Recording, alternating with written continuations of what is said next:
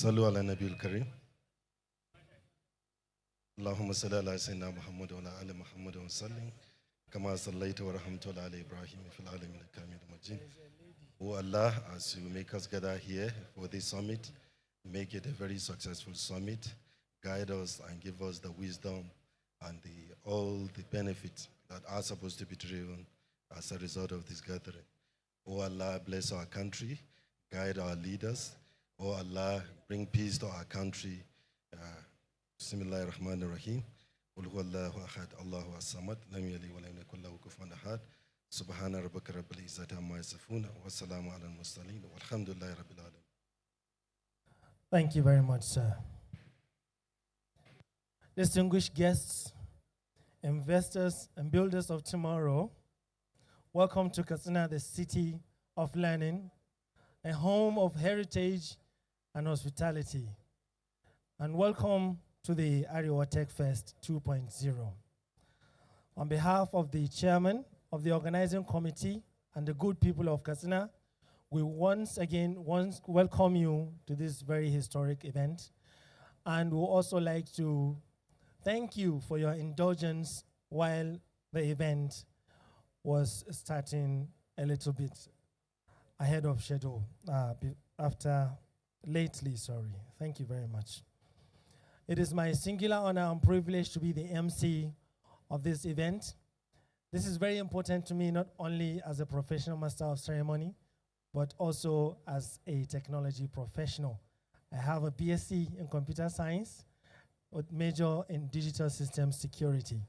And we've been looking forward to a time when the leaders and policymakers in Nigeria, especially those from the northern extraction, will work together with other leaders to pay more attention to the development of the northern economy, especially in terms of technology.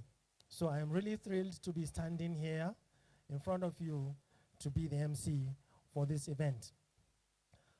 I also like to acknowledge and welcome the presence of the Honorable Minister and his team and all the other important dignitaries that are here present. You can also see one of our mentors, our leader and father, Alhaji Gambo Hamza, the former executive secretary of Kadipa. Thank you very much for coming, sir.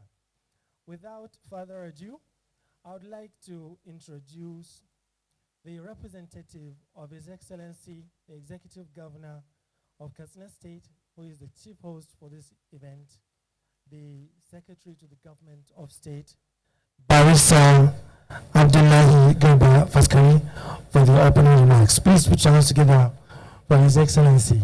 Thank you very much. Sir, you are welcome to give us the opening remark. Thank you, sir.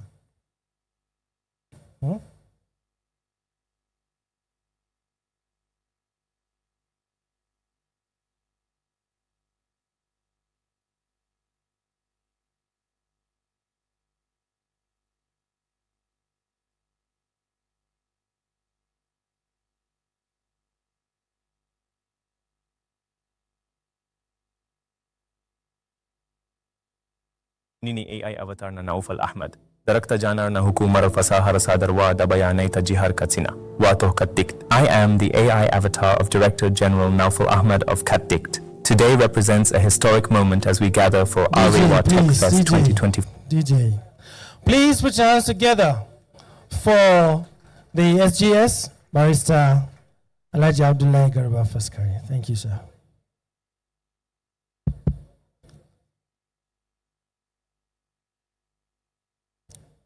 أعوذ بالله السميع العليم من الشيطان الرجيم الحمد لله والصلاة والسلام على رسول الله. The Honorable Minister of Digital Economy and the members of your team, the Honorable Commissioners here present, distinguished invited guests, ladies and gentlemen, investors and young ladies and men, Assalamu alaikum wa rahmatullahi ta'ala wa barakatuh. I stand before you today in a representative capacity, representing His Excellency, the Governor of Katsina State, Malam Duko Umaru Rada, who could not be with you here today because of some other important state engagement.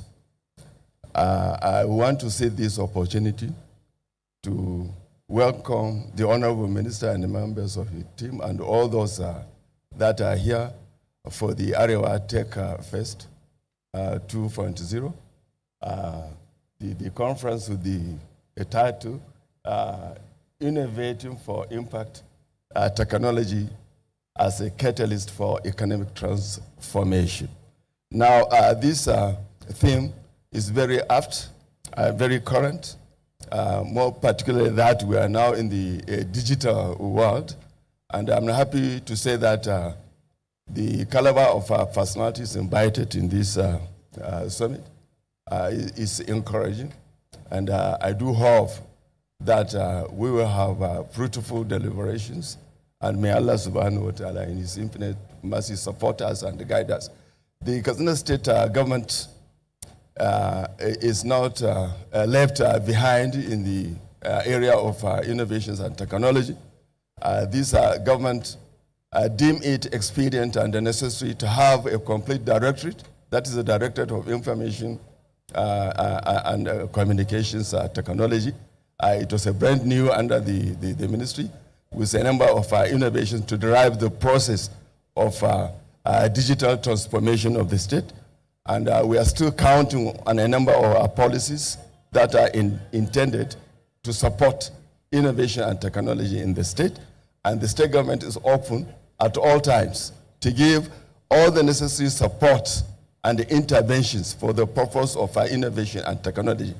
The state government, in its wisdom, last year sent brilliant students from Katsina State to China in some of the reputable universities to undergo robotic engineering and artificial intelligence studies, which is the vogue now in town.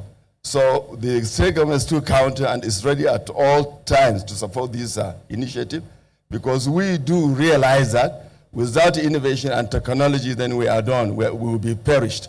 It is the innovation and technology that will move us into the future. And the future, we need to work for it from today, not wait for the future to come and meet us unprepared. So that is why the state government is at all time ready to support any innovation or technology that is intended to give us an edge in the future. So we are not left behind. Our door is open. I wouldn't want to take much of your time. I know we have not started early enough as scheduled. I want to once again express gratitude to the Honorable Minister for finding time to be with service members of the team and all other dignitaries that are here. I do pray to Allah subhanahu wa ta'ala to guide the discussions so that at the end of the day we will have gained information and the ideas that will move not only Katsina State but to all the northern states and Nigeria as a whole into the next generation of digital transformation. I thank you most sincerely, and on behalf of His Excellency the Governor of Katsina State, the government and the people of Katsina State, I do welcome you again for this all-important festival, and I do hope we drive the best of it. Long live Northern Nigeria, long live Katsina State, and long live Nigeria. Thank you, and may God bless us all.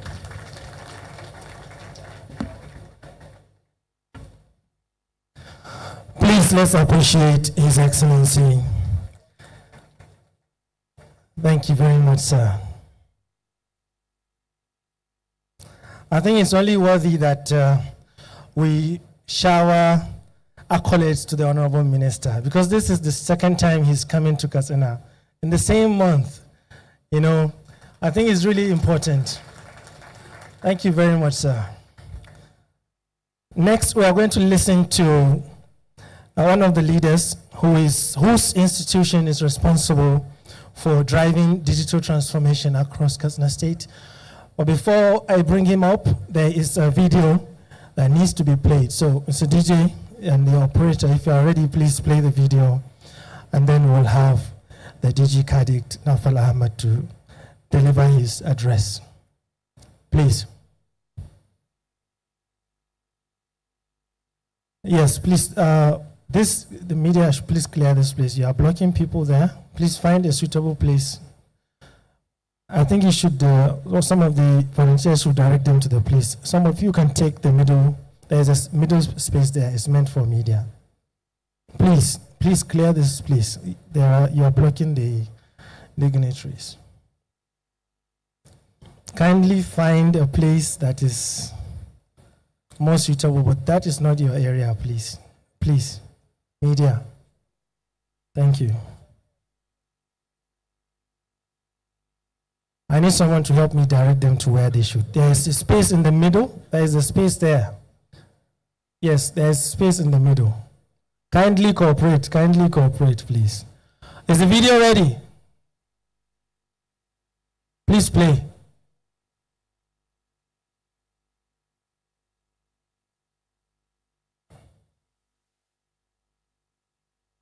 I think it was played earlier.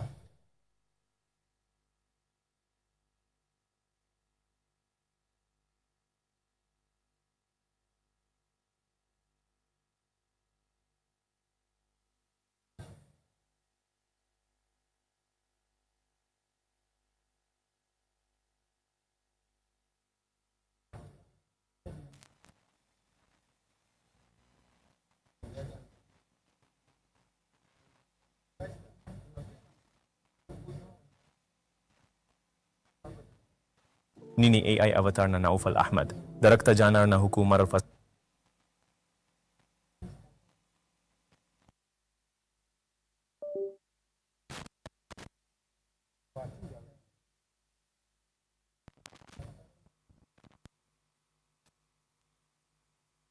Fasahar Sadarwa Dabayanai Tajihar Katsina, Watoh Kattikt. I am the AI avatar of Director General Naufal Ahmad of Kattikt. Today represents a historic moment as we gather for AREWA Tech Fest 2025, where digital innovation meets our cherished northern heritage.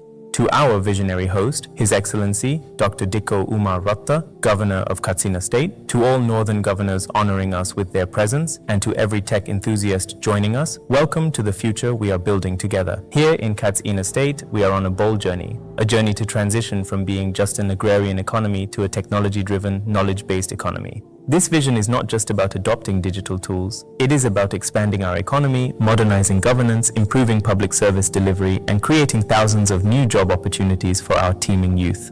Our digital transformation began with laying solid policy and regulatory frameworks to create an enabling environment. Our government also recognizes the significance of strengthening our innovation systems, and that's why we have taken decisive steps to support the tech and startup ecosystem. We established the Katsina Startup Council, created a startup fund, built the Fab Lab, and launched incubation projects like Hack Katsina, all to unlock opportunities for local innovators and help them capture a portion of the $713 billion global tech market. These, among many other initiatives, are what we at Kattikt have been working tirelessly to build. This transformation aligns perfectly with Governor Ratta's 9-point agenda, particularly focusing on human capital development and sustainable economic growth through technology. What you witness today, including my existence as an AI avatar, demonstrates how far Katsina has advanced in embracing emerging technologies. Welcome once again to AREWA Tech Fest 2025, a celebration of our shared progress and the future we are building together. The future is digital, the future is inclusive, and the future begins now. And now, ladies and gentlemen, let's hear from the hostess mouse himself, the DG Kattikt. Please put your hands together for Naufal Ahmad. Thank you. Where are my slides?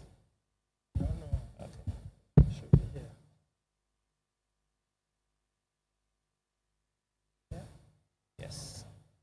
There's the area. There. Technical. Fintech. Up.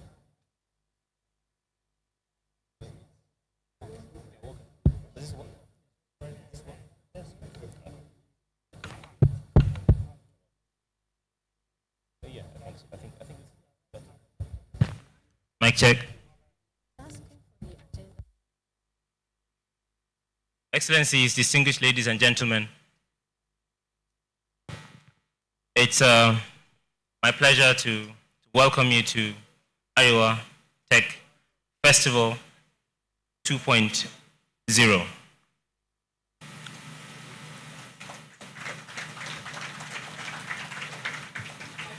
Just 2 years ago, if somebody told you that Katsina State would be hosting one of the largest tech events in Nigeria with MTN, Google, Techno, IHS in the lineup, you would laugh.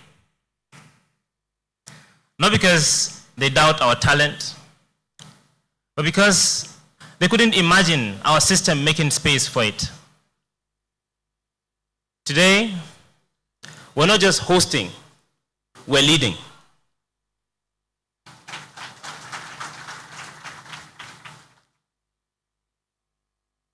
Distinguished ladies and gentlemen, it's my pleasure to welcome you once again to AREWA Tech Fest 2.0. His Excellency, the Governor of Katsina State, Madam Duko Umar Radda, has a vision to modernize our economy, revolutionize service delivery, expand the economy, and create new jobs. Because it's clear that the traditional sectors no longer serve us.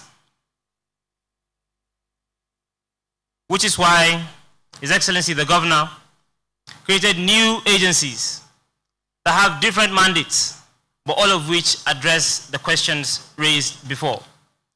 Modernizing modernizing governance, expanding the economy, and creating new jobs, out of which my agency was created, which is the Katsina State Directorate of ICT, with a simple yet profound mandate of leading the digital transformation of the state. With a single but very important vision of expanding our economy or transitioning from just an agrarian state into a technology-driven, knowledge-based economy. And we have an approach, which is the whole of government, digital first, and people-centric. To achieve that, we needed to build strong backbone infrastructure. As all of you know, you cannot do digital transformation without answering the question of energy and power supply.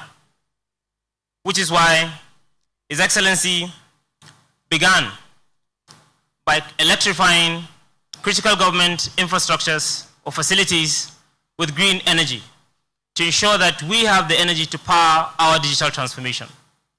And as we speak today, most of the critical infrastructure is powered by solar energy.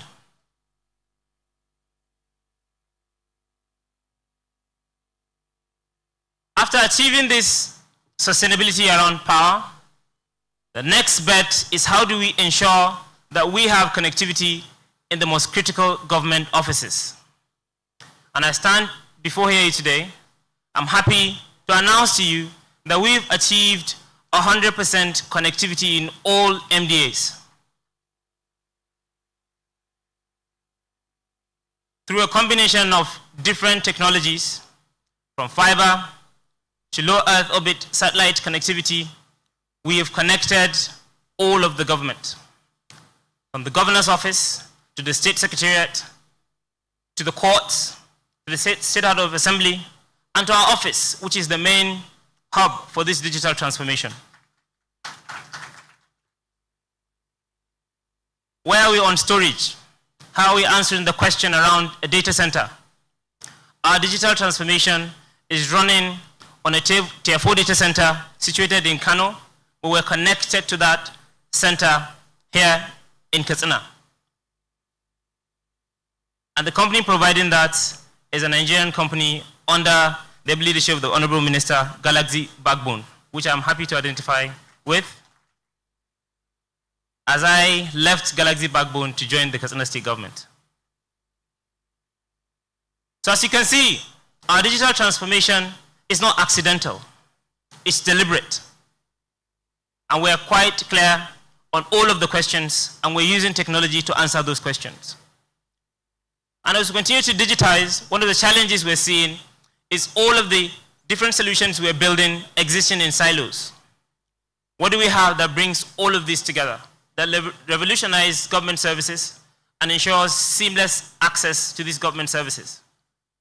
We turned to what we call the Digital Public Infrastructure, DPI, what we call the Katsina stack.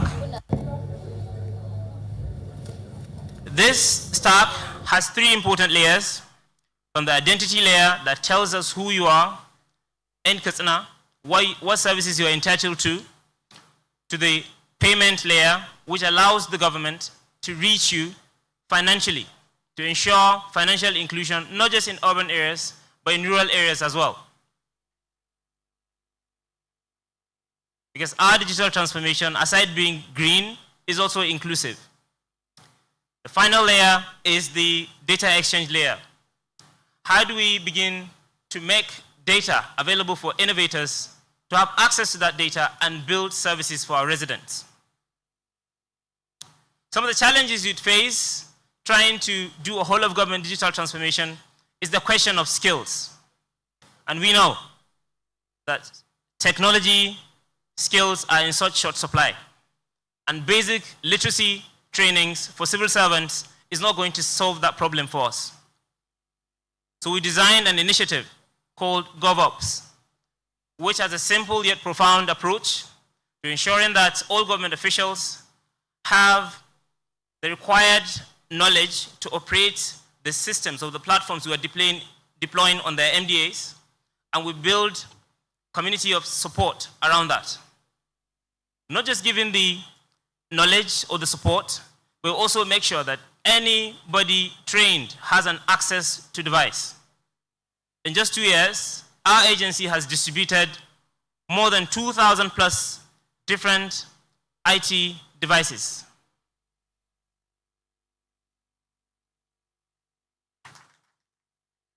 Our goal of one government enterprise is also crucial in achieving this digital transformation. Most government portals, websites exist in silos.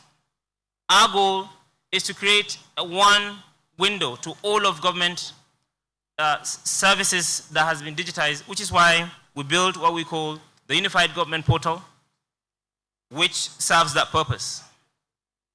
His Excellency has committed, even before being elected, to running a government that is transparent and accountable to the people, which is why we worked on the TSA, which is harmonizing the financial ecosystem of Katsina State. One of the new agencies created is KADGIS, which leverages on the power of technology to take care of our land use management.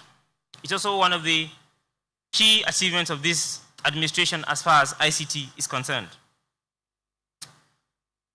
We're not just running these initiatives, we also have a solid regulatory, legal and regulatory framework to institutionalize these changes even after this government. We've worked on over a dozen policies. We have 10 displayed here. One of the ones I'm particularly passionate about is the startup bill, because I understand that without unlocking and empowering our innovation system, we cannot achieve our desired objective of transitioning from just an agrarian economy into a knowledge-based economy. What are we doing for the innovation systems? The bill also comes with 3 important things: the Startup Council and the Startup Fund, which ensures that innovators have a representative in the government and the ecosystem are coming together to decide the future of this space. And the fund is also made available for our local innovators to access and build viable startups that we believe can transform our economy by creating new and exciting jobs. We also launched an initiative called the Digital Bridge, which is about collaboration between the government, supporting the academia, which ensures that we have solid talent pipeline, and we have an R&D component of our digital transformation journey, but also the industry. which transforms these researches to marketable products. What we're also doing for the innovation ecosystem is supporting a project we just concluded last week, which is Katsina, which saw a lot of applications from our young people, 1,000+ applications, and we were able to select, to shortlist 100 participants. And after going through a rigorous process, we went from 100 to 50. After that, we were able to merge them and create 13 different startups, out of which 3 winners emerged with interesting solutions to our problems, from healthcare to agriculture and education. How are we responding to the question of quality talent?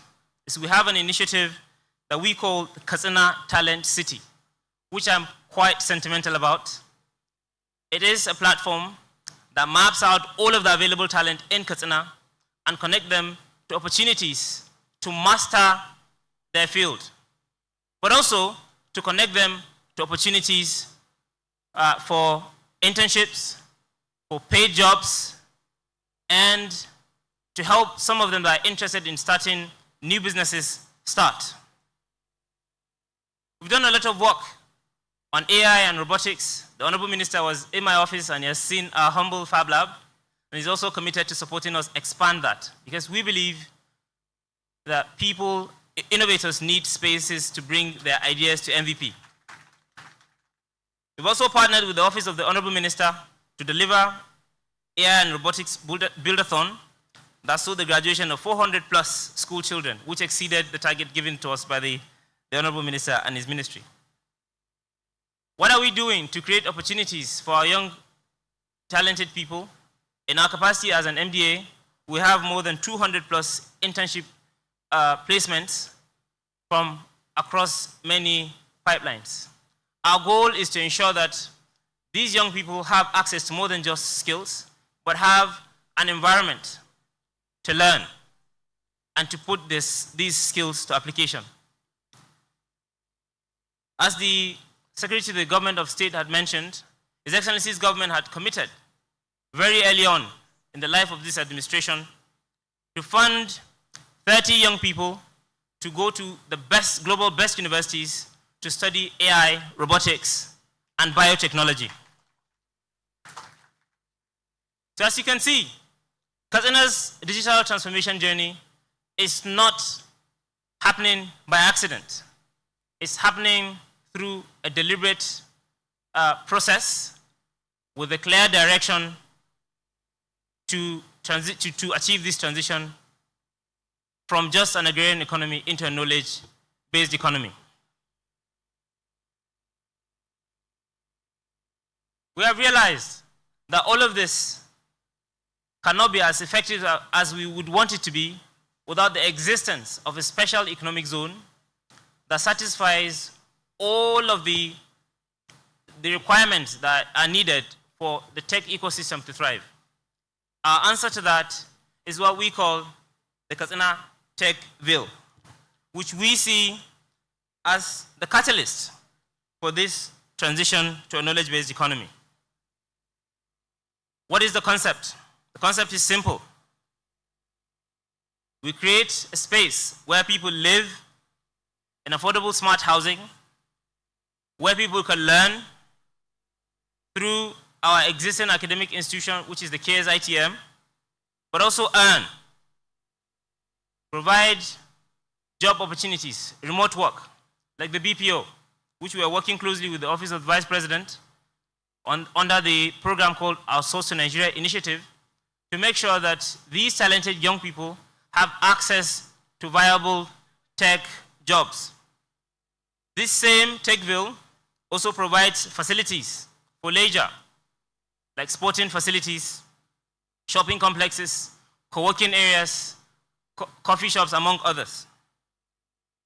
But also importantly, that it has all of the required infrastructure, from data centers to high-speed connectivity to incubation and acceleration programs to AI and coding bootcamps, among others.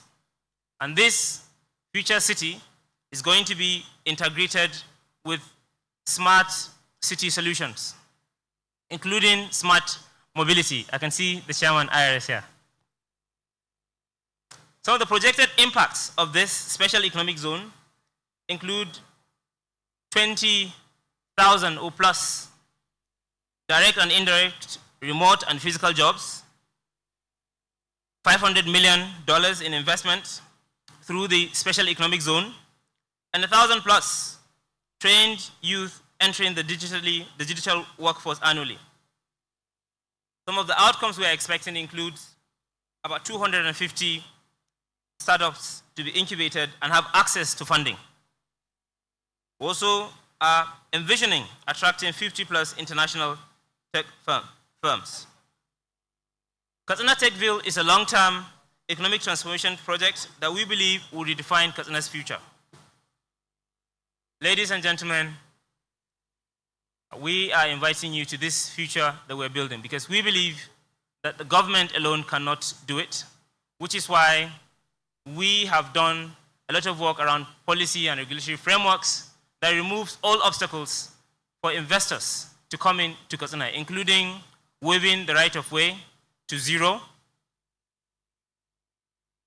and doing what we call the dig once policy to ensure that investors like BCN doesn't have to spend money trenching and backfilling, but they have one hole where they can lay their fiber and run on it. Thank you very much for listening. Katsina is ready for partnership. Katsina is ready for collaboration. Katsina is ready for investment. Thank you.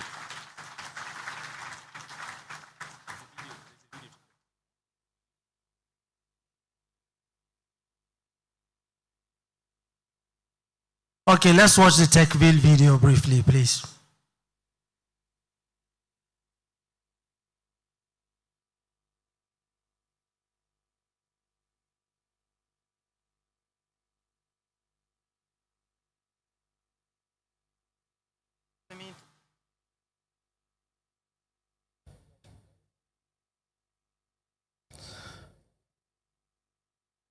Okay, all right, thank you very much.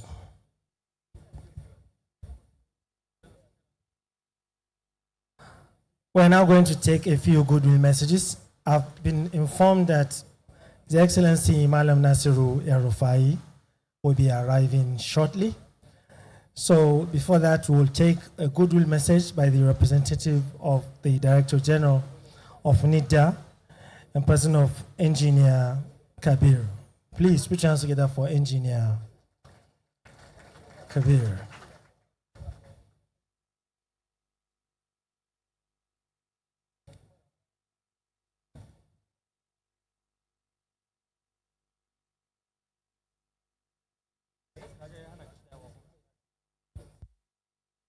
Your Excellencies here present,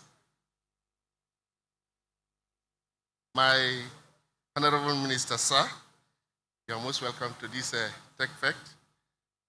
All distinguished guests, ladies and gentlemen, my name is Engineer Muhammad Kabir Salihu. I'm here representing the DG NIDA to give us a goodwill message concerning this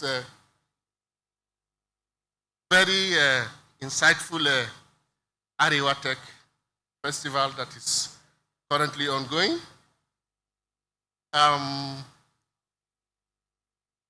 Permit me, the chairman of the occasion, to sit on the already established protocol.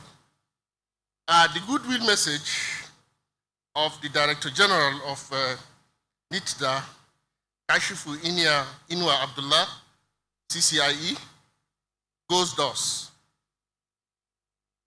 The theme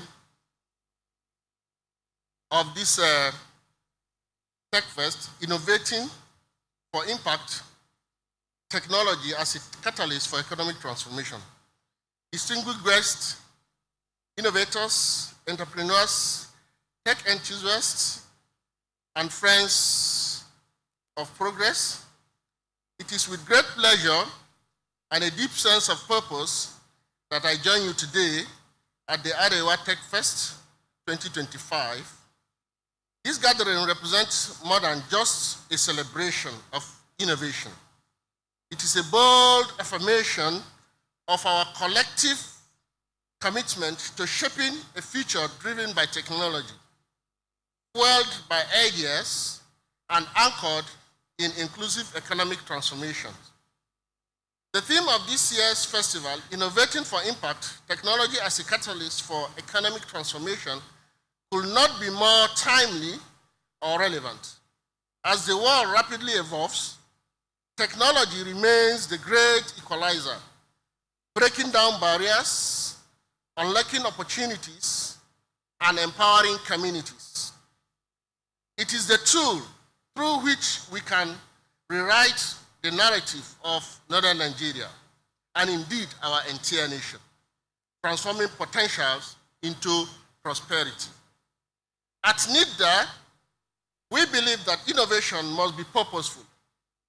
It must solve real problems, close inequality gaps, and build resilient economies. Our mission is to nurture an ecosystem where creativity meets opportunity, where our brilliant youth can develop solutions that can not only drive profit, but also deliver lasting impact. The North is brimming with untapped talent. I believe you agree with me with that. Rich culture and a growing appetite for technological advancement. You can see all that from the presentation of the AgriTech ICT director. Through which collaboration, such as this festival, we are laying the groundwork for a tech-enabled economy. One that prioritizes digital literacy, supports startups, champions smart agriculture, and accelerates financial inclusion. I urge all participants here today, let this not just be another event, but a spark, a catalyst that ignites innovation across AREWA and beyond. Whether you are a developer, a designer, a policymaker, or a dreamer, you have a vital role to play in building the Nigeria we envisioned. A nation where innovation is not an exception, but the norm. On behalf of the National Information Technology Development Agency, NIDA, I commend the organizers of the AREWA Tech Festival for this visionary platform. May it continue to grow as a beacon of innovation, collaboration, and transformation. Together, let us innovate for impact. Let us make technology the cornerstone of our economic rebirth. And let us do so with courage, clarity, and a collective resolve to leave no one behind. Thank you, and God bless.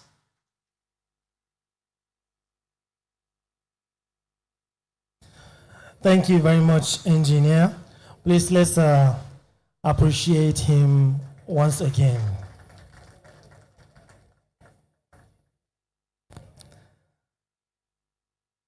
Okay, ladies and gentlemen, up next is a voice at the helm of Nigeria's digital economy. He is the symbol of what happens when innovation meets policy. Ladies and gentlemen, to deliver his keynote address, please join me with a warm applause. Katsina, let's appreciate His Excellency, the Honorable Minister for Communications, Innovation and Digital Economy, Dr. Boshun Tijani. Thank you very much.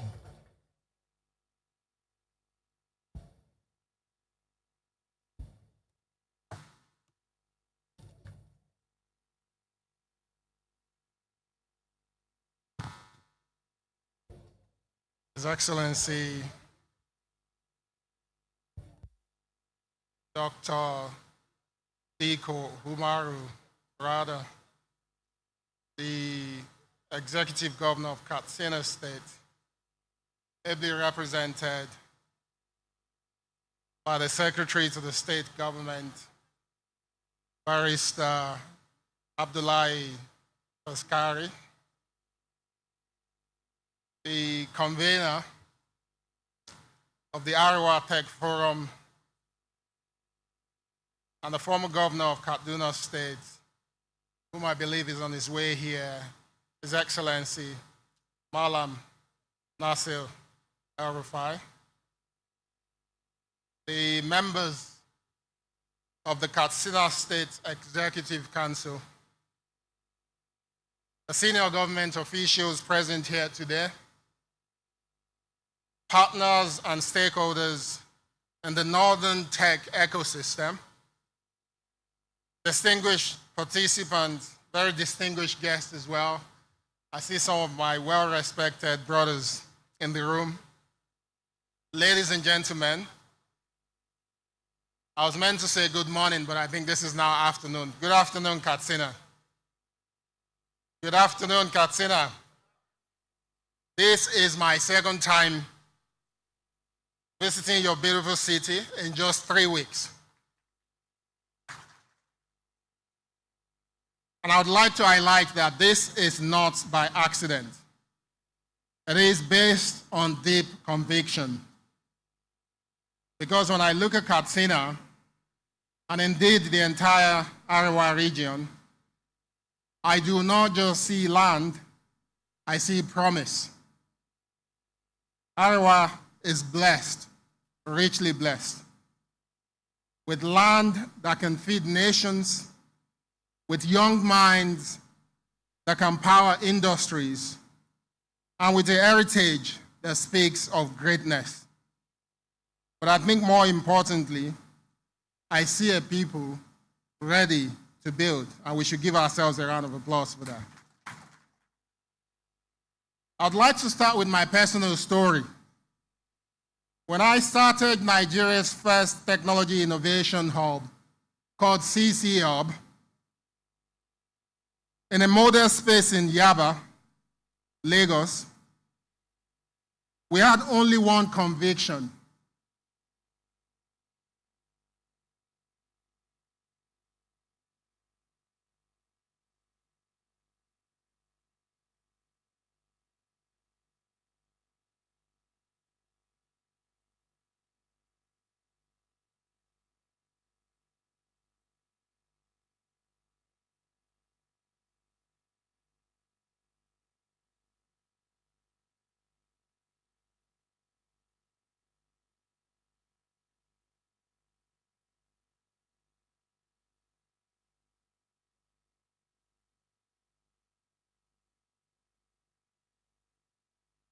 A warm welcome again to the convener. His Excellency, welcome. So back to the story I was sharing, which is my personal story.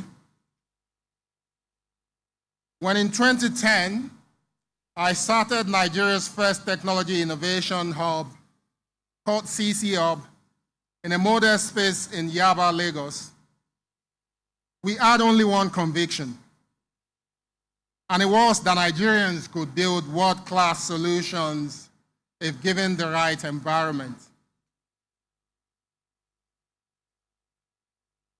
That small hub became the birthplace of some of Africa's most remarkable technology success stories.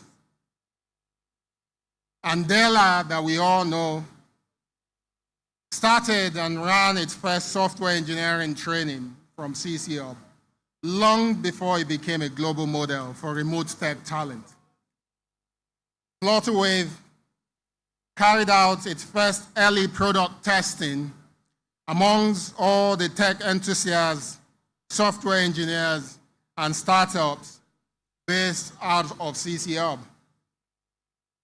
Budget, which is now a leader in civic technology and budget transparency across the African continent, started, was mentored, and received investment from CC Hub. so did Lifebank, the life-saving health logistics company, which started out of CCHub, and many, many others. Today, CCHub has grown into Africa's largest innovation network, acquiring HiHub in Kenya, which is the first known technology hub on the African continent, expanding to Rwanda, Namibia, and Togo, and operating in more than 17 countries across the African continent.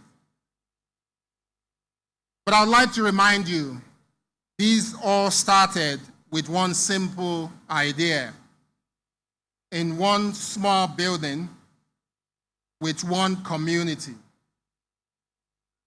I share this because I believe without any doubt that the next great wave of African startups can start here in Katsina. What we built in Yaba can be built in Zaria, in Mina, in Sokoto, and also in Maiduguri. All we need to do is to dare to try. As we all know, technology is no longer just a sector. It is the foundation for building a productive, inclusive, and prosperous society. In agriculture, we can double our yields by using artificial intelligence and digital tools to guide farmers in Dora, in Funtua, or even in Bauchi.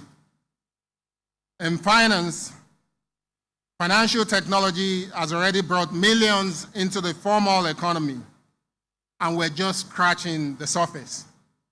In education and work, platforms like 3MTT, which is run and managed by my ministry, is training a new generation of digital builders, with over 1 million of them right here applied from northern Nigeria. Technology helps us unlock efficiency, helps with scaling innovation, and help us to connect local creativity with global markets.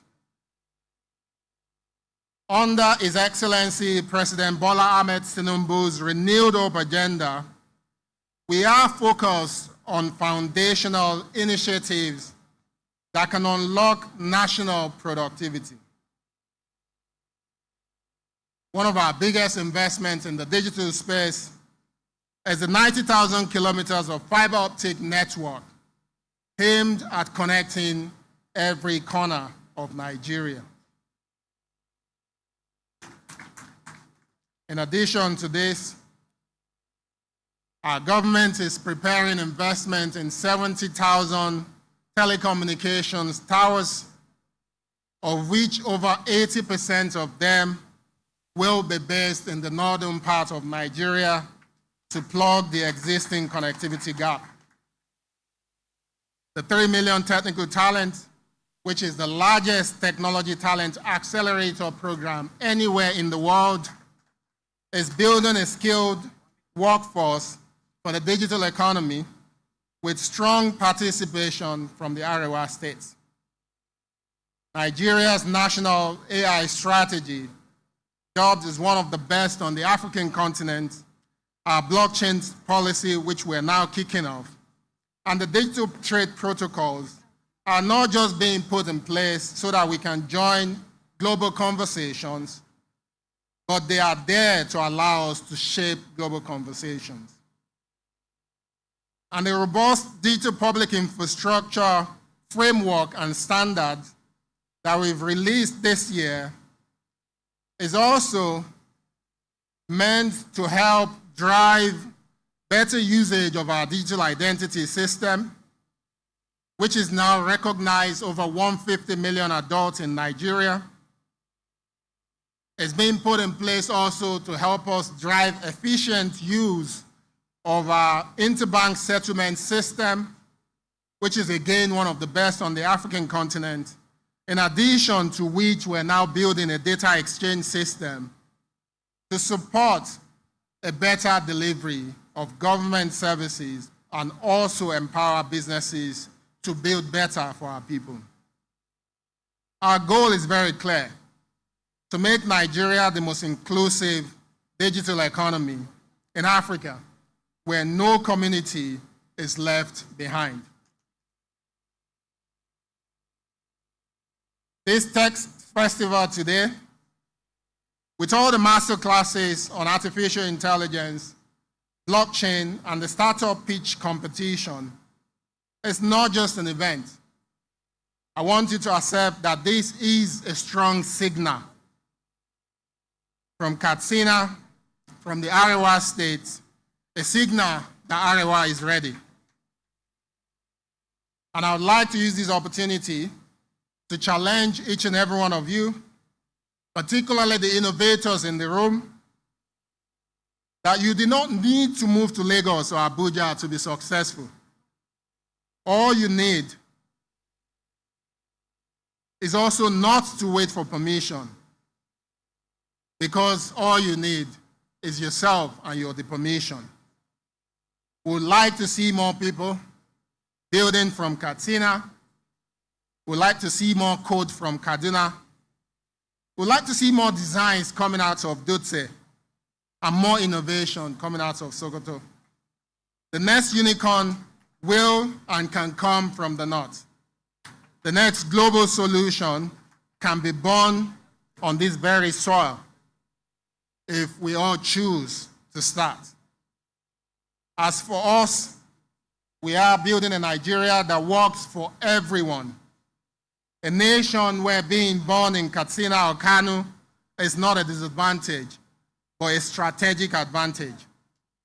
Where innovation has no postcode, and the future belongs to those bold enough to create it. So I ask you today, particularly the young people in the room, will you rise with us, and will you build with us? Because the future of Nigeria and the future of Africa is not being written in Silicon Valley or Lagos or Abuja. It is being written right here today, right now in Katsina. Let us all build together. God bless the Federal Republic of Nigeria. Thank you. Please, let's appreciate the Honorable Minister. Once again, please, a louder applause, please, for everything that he has done in the month of May for Katsina State. I'd like to warmly and respectfully welcome and acknowledge the presence of the convener of this August event, and also the chairman of AfriVenture Capital Company. He is not a new person. His Excellency Malam Nasiru El-Rufai. Thank you very much for coming, sir. We understand that you have some challenges on the way. Thank you for finally arriving safely. We are so glad. And without further ado, we would like to invite His Excellency, the convener, for his address. So ladies and gentlemen, please join me and let's welcome Malam Nasiru El-Rufai, CON, on the podium as he delivers his address. Thank you very much. Thank you.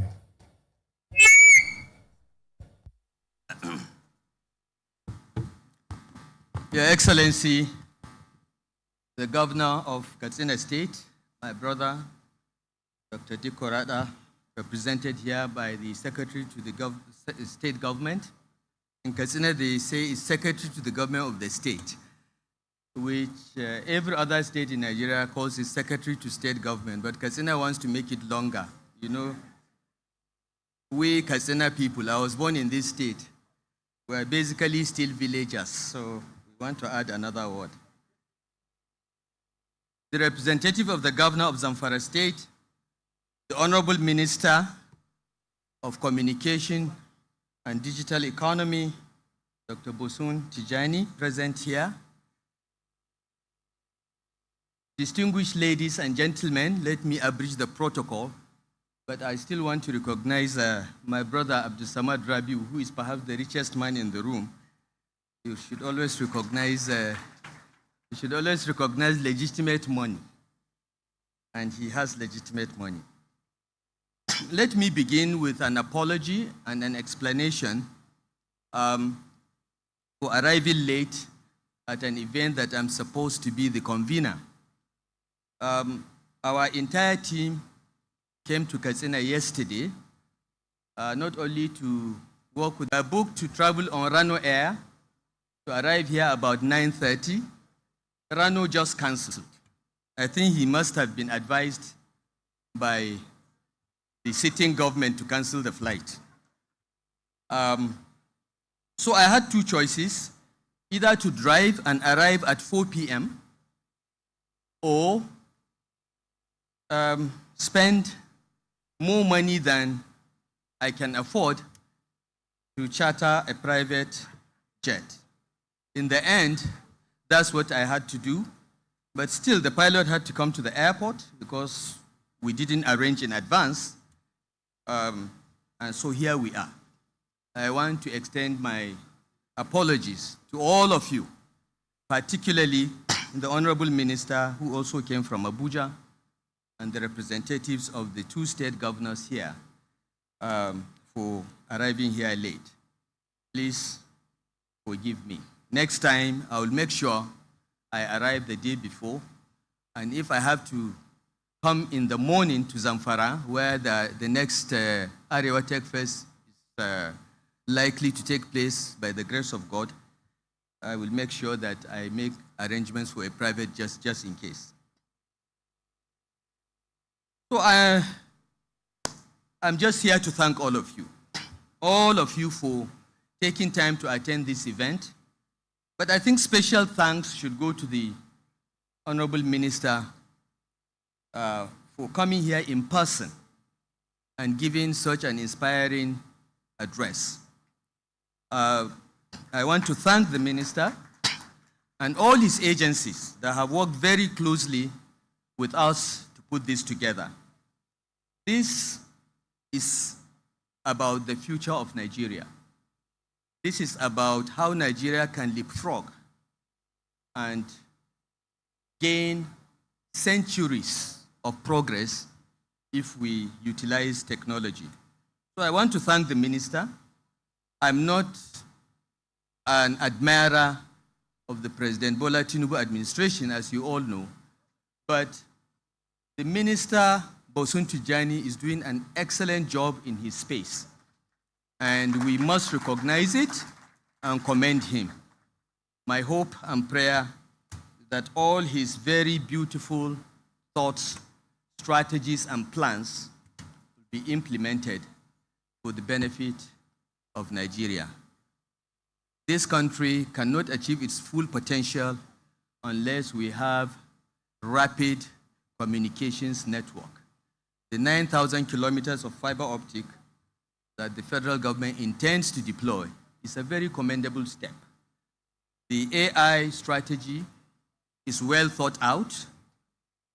The challenge is to get it implemented as soon as possible because the world is waiting for no one. So let me again commend you, Honorable Minister, and thank you for a job well done so far in service of our country. I remember when you were nominated to be minister, many people went back to your tweets that were very critical of our party and so on, and tried to stop you from being confirmed as minister. Some of us quietly said, look, it does not matter what a person's personal or political opinions are. He has value to add to Nigeria, let's use him. And Bosun, Dr. Bosun has already done a very good job in the private sector. He doesn't need any money from the government. All he would want to do is to serve and add value. And I'm happy that you have not disappointed some of us that stood up for you. Please keep up the good work, and I hope you will join us in Zamfara State for AREWA Tech Fest version 3.0 by the grace of God. So what is AREWA Tech Fest all about? As you heard from the minister, the first technological innovation hub that was started in Nigeria was started by him in Yaba, Lagos. And that innovation hub gave birth to several unicorns, billion-dollar companies that started from Yaba, Lagos. After we left office in Kaduna, we thought we started something like that in Kaduna as well. We called it Kaduna CAD ICT Hub. I think they are present here. And we also started the Kaduna Technology Village. But I thought we should continue what we started in government, but in the private sector. And this is the initial thought that led to this. We were then approached by a young lady, well, not so young, Salma Phillips, with an idea to do a technology festival. And we collaborated together to start this. And the first edition took place in Kano, where the Kano state government gave us active support. And we worked together to pull it off. Now, Katsina committed to host the second edition. And as I said earlier, we've already have a commitment from His Excellency Governor Dauda Lawal of Zamfara State to host the third edition. We are very grateful to the state governors for their support. We are very grateful to the federal government and its agencies for being active partners. When we started this, because of my name, people thought it was about politics. It is not about politics. I have always had a passion for using technology for economic progress. I've always had a passion for uplifting young people, giving them the opportunity to realize their full potentials. I believe very strongly that it is the combination of the wisdom of the old and the energy and innovation of the youth that can take any society forward. So this is why we started this. And when we started in Kano, the clearest statement that it was not about politics, that the first state government to host us was an NNPP government, not an APC government. I was still in the APC then. Happily, the second state to host us happens to be an APC state, at least till 2027. But now, in 2026, we hope to be hosted by a PDP state government. If anyone has any doubt about whether this has any political undertones or not, I think the collaboration of governors from 3 different political parties is confirmation that this is not about politics. This is about economic progress. This is about innovation, creating jobs, and unleashing the creative capacity of our young people. And in Kano, I was blown away. I knew that we have many smart young people in northern Nigeria waiting for a platform. But Kano convinced me that there are many Almajiris that would have been Bill Gates of the future if they had an opportunity for good education. And this is what we must work on. This is what AREWA Tech Fest is all about. So I would like to thank the minister and thank Katsina State Government and Zamfara State Government and all the other state governments and our sponsors, our private sector sponsors that have contributed to make this happen. But this is not a money-making venture. This is about giving back. And I'm very grateful to all the governments and organizations that have worked with us to give back. My final request to the Honorable Minister, since he's here in person, is for the ministry, for his ministry, to work closely with us and co-sponsor this event after Zamfara. Because that will clearly show that this is a national initiative. As the minister said, he wants to see code from Duse, from Katsina, from everywhere. It will not happen if the government sits in Abuja and hopes it will happen. We have to take these events closer to the people. And I think the federal government has a responsibility to work with us, put our political differences aside, and make this happen for the benefit of Nigerians. Because, as always said, the role of government is to be an enabler, to enable those that are at the bottom of the ladder to climb up the ladder, and those that are at the top of the ladder to climb even higher. The sky should be the limit in terms of realizing our potentials as human beings. And that's the role of government. That should be the legitimate role of government. I know that many people are cynical, do not believe that should be the role of government. And many people, even in the government, do not believe it should be the role of government. But that's what it should be. So, Honorable Minister, this is my final request to you. And again, express our gratitude for all the support that we've received. I want to thank all of you, and God bless you for making time to attend here. My apologies again for coming late, but I hope, in spite of that, the program will continue as planned. Thank you all, and God bless.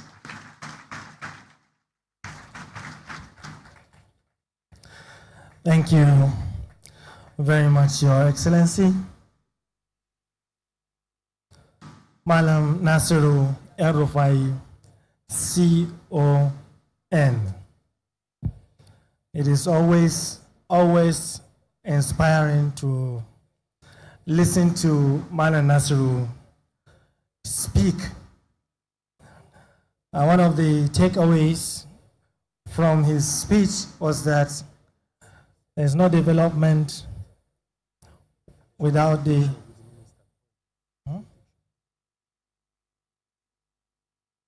Okay. All right, the wisdom of the old and the energy of the young. So I think that is very much apt. I think the Honorable Minister is leaving. We thank you for your time.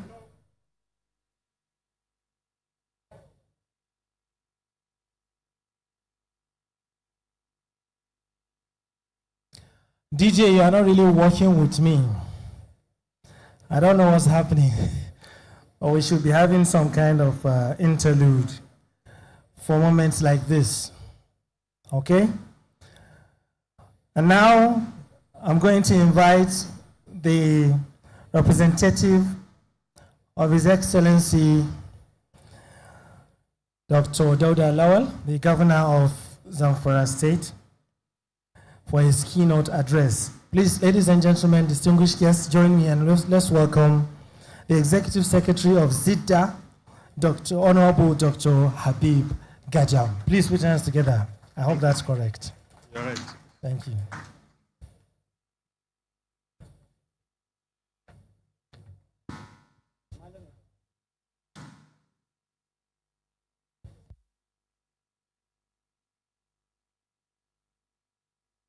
The Executive Governor of Katsina State,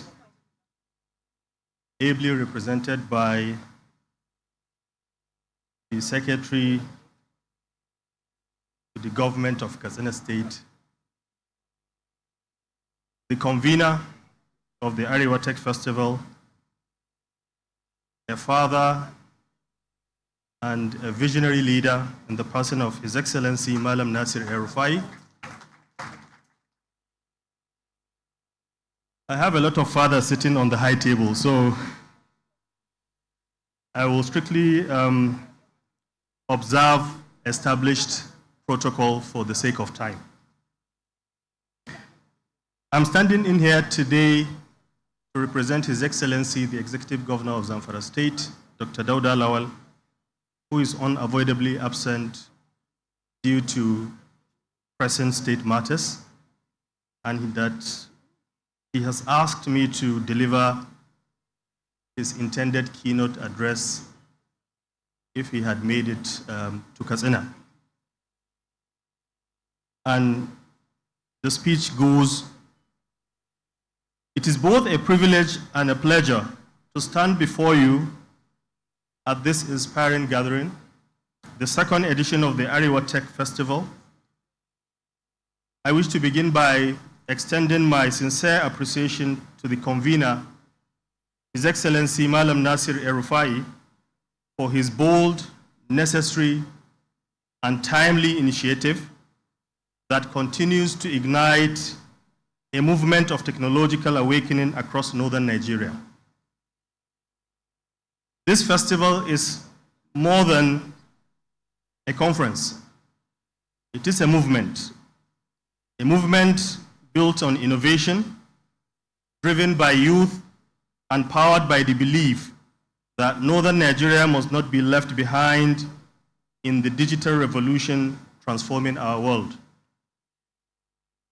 Technology is no longer a luxury, it is a lifeline. Across the globe, digital technology is reshaping economies, disrupting industries, creating new opportunities, and connecting people and ideas at unprecedented speed and scale. The North, therefore, cannot afford to be spectators. We must be builders, drivers, and owners of our digital destiny.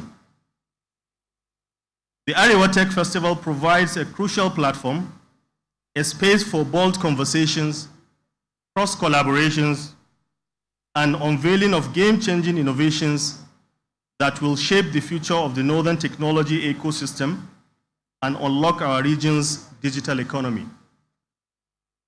In Zamfara, we have embraced this digital imperative with unwavering commitment.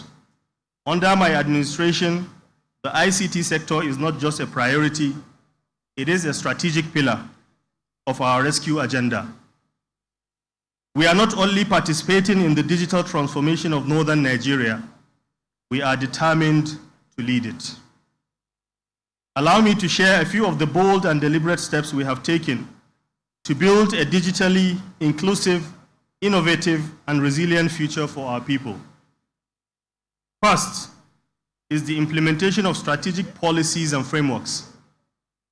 We began by laying the foundation for sustainable digital development through the adoption of critical policies and frameworks. The Zamfara ICT policy now provides clear directions for ICT integration across all sectors of our state. The Zamfara Digital Literacy Framework ensures that digital literacy is embedded into our education system, civil service operations, as well as entrepreneurial ecosystem. We waived right-of-way charges for telecom companies, a bold move that is already accelerating broadband deployment and positioning Zamfara as a competitive destination for telecom investment. We also pioneered the Zamfara Dig Once policy, a visionary framework that mandates the coordinated deployment of telecom, electricity, and water infrastructure. This approach reduces costs, minimizes disruptions, and unlocks private sector investment. These foundational policies are positioning Zamfara as a forward-thinking state committed to a tech-driven future. 2, expansion of digital and communications infrastructure. Digital transformation is only as strong as the infrastructure behind it. That is why we are making unprecedented investments in this critical area. We have laid over 10 kilometers of fiber optic cable, connecting critical state institutions, including the Government House, the State Secretariat, the State High Court, the State Assembly, the Specialist Hospital, College of Nursing Sciences, Internal Revenue Service, and a GSM village. An additional 20 kilometers are in the pipeline with the goal of connecting every government office in the state capital. I must thank the Nigerian Communications Commission, NCC, for their invaluable support in making this happen. We have established a mini data center at the Government House and also automated the operations of the State Executive Council.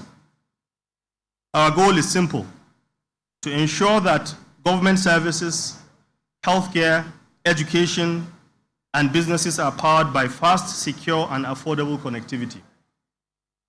3, electronic governance implementation. We are committed to modernizing governance in public service and making it more transparent, inclusive, and efficient. Our electronic governance platform is digitizing internal workflows and public services across MDAs. We are deploying interactive websites across all government institutions, creating more transparent and responsive service delivery systems. A statewide healthcare information management system is being rolled out in all our newly renovated hospitals, enabling real-time access to patient records and better healthcare outcomes. Our education information management system is streamlining the revenue and administrative operations of our tertiary institutions to ensure transparency and operational efficiency. These digital reforms are laying the groundwork for a citizen-centric and data-driven government. In the area of ICT human capital, technology is not just a hardware or software, it is about people. We are investing in our people to ensure they can compete and lead in a digital world. Every student in Zamfara, from primary to tertiary level, will graduate with globally relevant digital skills. 2 landmark agreements with to leverage the Oracle Academy and Oracle University platforms. Through this partnership, our youth will have access to world-class training and certifications in software development, cloud computing, cybersecurity, database and data science, artificial intelligence, and cloud infrastructure. This institute will not only teach skills, it will nurture dreams, unleash talent, and produce the digital leaders and innovators that will shape the future of Zamfara and beyond. In the spirit of collaboration and as a testament of our deep commitment to the Northern Digital Transformation Agenda, I am pleased to officially express Zamfara State's readiness and willingness to host the next edition of the AREWA Tech Festival. As a government committed to leveraging technology for inclusive development, we are honored to play host to such a strategic gathering. Accordingly, we are prepared to participate as a platinum sponsor with a commitment of 50 million naira and will provide a suitable venue that meets the requirement for accommodating the festival's diverse activities and expected large audience. We will also constitute a local organizing committee to work closely with the AREWA Tech team to ensure the seamless planning and execution of the event. We welcome the opportunity to showcase our progress, share our innovations, and create new partnerships that will drive Northern Nigeria's tech ecosystem forward. Let me once again thank His Excellency Malam Nasir El-Rufai for his vision, leadership, and enduring commitment to technology-driven development in Northern Nigeria. You are awakening a new generation of digital leaders and inspiring a future where the North is not known just for its past, but also for its digital potential.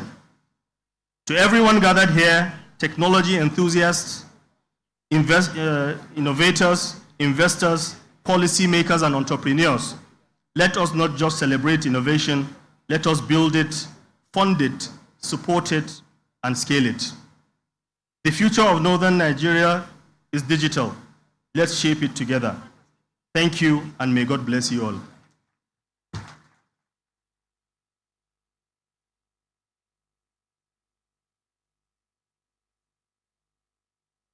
Thank you. Thank you very much. That was Dr. Habib Gajam, the Executive Secretary of Zamfara Information Technology Development Agency, ZIDA, with a keynote address on behalf of His Excellency, Dr. Dauda Law. Thank you very much. Please, let's appreciate him once again.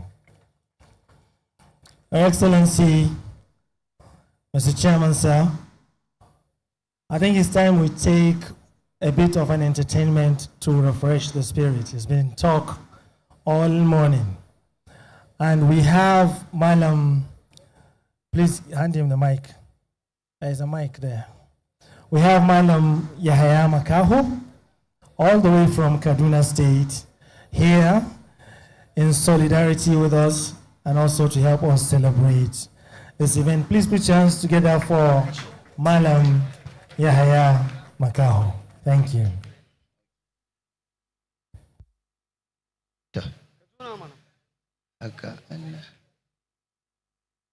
Haka Allah ya so lamarin ga ya bar damun ku, yanda di ya tsara wani bai isa ya sauya shi ba.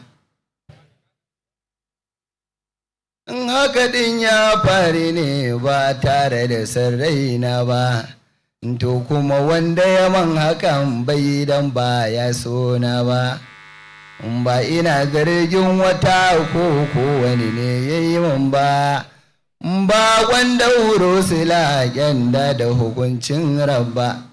Tun daga ida su ne karama ta hukumar giwa. Ka gane ne ke tafi a gare ka da ba cutarwa. Dan na ga ruwan fasahohi da nan ba abin da bai shirya ba. Wasu an da an kare to wasu ba a kai karshe ba. Ba ya yi kaiwa karshen aikin da yana so ne ba. Sai dan kawai bin doka malam ba na jiki ne ba. Please, you can start the song from the beginning, please. Waye ya tsabtace aikin gwamnati a jihar bashi ba. Waye ginin makarantu ba da dilin DJ, let them start from the beginning.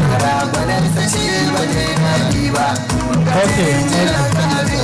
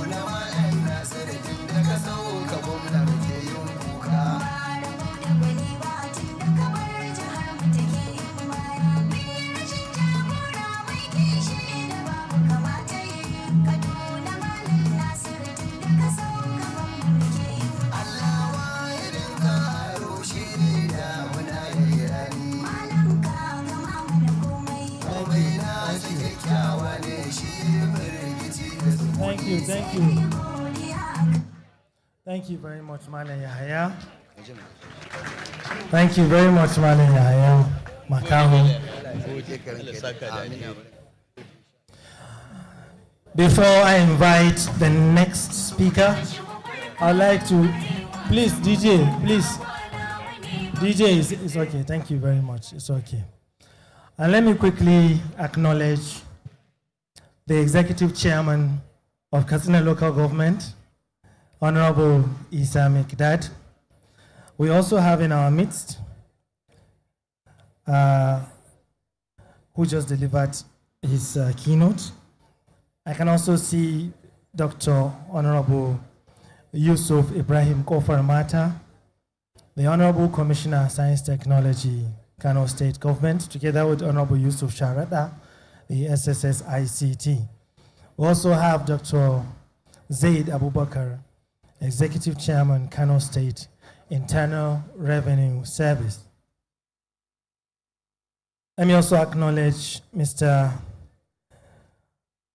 Muhammad Abubakar, representative of State Coordinator, National Environmental Standards and Regulations Enforcement Agency. Okay, NAFDAC. We have Francis Sani, TA Innovation Enterprise and Capital, to the Honorable Minister of Communications and Innovation. Also my sister, a technical advisor, Mariam Lawal Godebe and Nafisat. Thank you very much for joining us. And also my mentor, Malam Gambo Hamza, MD Global Access. We have, once again, the National President, Nigerian Computer Society. Let me also acknowledge Hafiz Bayero, the Executive Director of AfriVenture, Aliu Suleiman, and also Amina Bello Katagum from NIDA. Ladies and gentlemen, it is time that we listen to one of the biggest, if not the biggest player in the telecom sector on the African continent, the person of Mrs. Febishola Oyeni, General Manager, Enterprise Sales, MTN Nigeria. Please put your hands together for Mrs. Febishola Oyeni. After we take Mrs. Femishola, we will witness the Katsina Cultural Troupe. Another entertainment. Thank you, ma'am.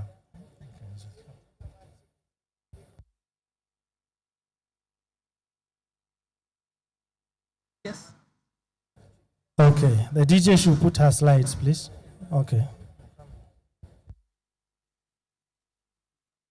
I have, but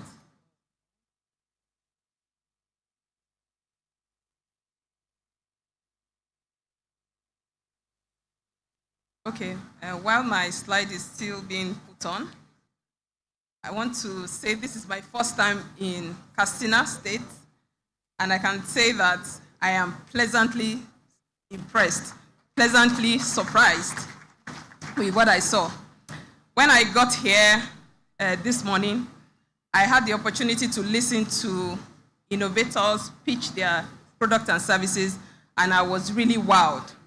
So first of all, I would like to first congratulate the convener of this platform, Malam Nasir El-Rufai, for this opportunity, because this is the first in Nigeria, I can say. No one can tell your story than you. AREWA Tech Fest is addressing the specific challenges around within the AREWA community. And I was fascinated by the robotic engineer that came to present here, and I was even waiting for him to test drive it, but he said he's outside. So once again, well done, and we are so proud of what you have achieved. This is the type of platform that MTN Nigeria would like to support, and we are committed to enabling this platform. Okay, so I'll start by saying that innovation is not really about technology, but the ability to make impact, solve problems, innovate, look at what challenges that is endemic in a particular region or in a particular state and being able to resolve it. It also involves empathy, understanding the deep needs of people and able to articulate the solution to resolve them. It also talks about collaboration, because at MTN, we will not say that we have all the answers, but with our wide and robust ecosystem, we are able to make things work. So today, I'll be speaking about, in the next 10 minutes, I'll be speaking about the technical perspective in innovation. As you're all aware, MTN is a connectivity provider and an enabler of technology. And what a lot of people are familiar with is that MTN supports mobile connectivity and even fixed connectivity, but MTN has evolved beyond that. But let's start with our view what we understand about the northern Nigeria. So we know that the northern Nigeria has a lot of potential with urban presence in, the commercial and tech hubs in the KKKs, I call them the KKK states and other states. And we know that over 100 million, Nigeria has over 100 million northerners, out of which 60% of them are youth. So you can imagine that we are in an era of digital first, and it's very important that we enable the youth in delivering a digital transformation. There is also increased mobile penetration. I saw a report as of last year, September, for the first time, smartphone penetration exceeded the feature phone in Nigeria. And with that penetration, the possibilities are so endless. There are also other untapped markets. There are many communities in the north that are digitally underserved, but with the presentation that we see from the Honorable Minister and even the convener, we can see that efforts are being made to ensure that there is digital penetration, there is broadband penetration, because for you to even innovate, you have to fix the basics. Looking at the socio-economic landscape, the northern region is an agricultural powerhouse, and we know that there are a number of challenges that I will speak to in my next slide that are facing that industry. But I will state the perspective of MTN in addressing such solutions, such challenges. There is also a large informal economy. You can imagine that as an SME, there are no records to your transaction. Nobody is able to articulate what you are able to churn out, and because of that, nobody is able to support your business. But with digital intervention, by providing connectivity as digitally exclusive locations, you'll be able to deliver these innovative ideas. Next slide. So what are the key challenges? These are not different from what had been discussed earlier. Insecurity and insurgency, the constant fear, hindering economic activity. You can imagine that, I stated earlier that over 60% of the youth, over 60% of over 100 million population in the north are youth. So if they are not engaged, there are different vices that are easily attached to that. So at MTN, we have positioned ourselves to enable the youth. We also look at economic underdevelopment, value chain gaps. The north is the powerhouse, the food powerhouse of Nigeria. So there are produce out there, but connecting the farmers to even the buyers has been a challenge. There is also infrastructure issue, because before you get those products to the market, some of them are rotten, like tomatoes, for example. You harvest it, lack of storage facility, and even getting the right buyers. This impacts in your productivity. Then there's also education disparity in the north. Over 70% of the 18.2 million out of school population have these skill gaps. And in the next slide, you'll see that the intervention that MTN is placing to address this. There is also financial inclusion challenges due to lack of coverage, connectivity coverage. There are a lot of rural areas that need to be connected so that they can effectively transact their businesses. There's also suboptimal yield from agriculture. That is low technology adoption in farming. There are a lot of possibility in technology that can address this. Inadequate healthcare is also a challenge, because apart from the fact that a lot of medical doctors or medical practitioners prefer to stay in urban areas, for the ones that are not in urban areas have japa for greener pastures. I'm sure that some have not visited their banks in the last 2-3 months. That is the power of digital transformation. Then the cost and operational efficiency. For the developers in the house, MTN has built platforms that will enable you connect to the APIs for you to consume and effectively develop your solutions. So we can collaborate together to ensure that we build this efficiency and your time to market is very rapid. Then there's awareness and expansion. Technology has evolved to the extent that you cannot afford to do trial and error. You cannot afford to do that. For your customers, they need specific way of engagement. There are preferences. How do your customer want to be engaged? How do they want to be reached?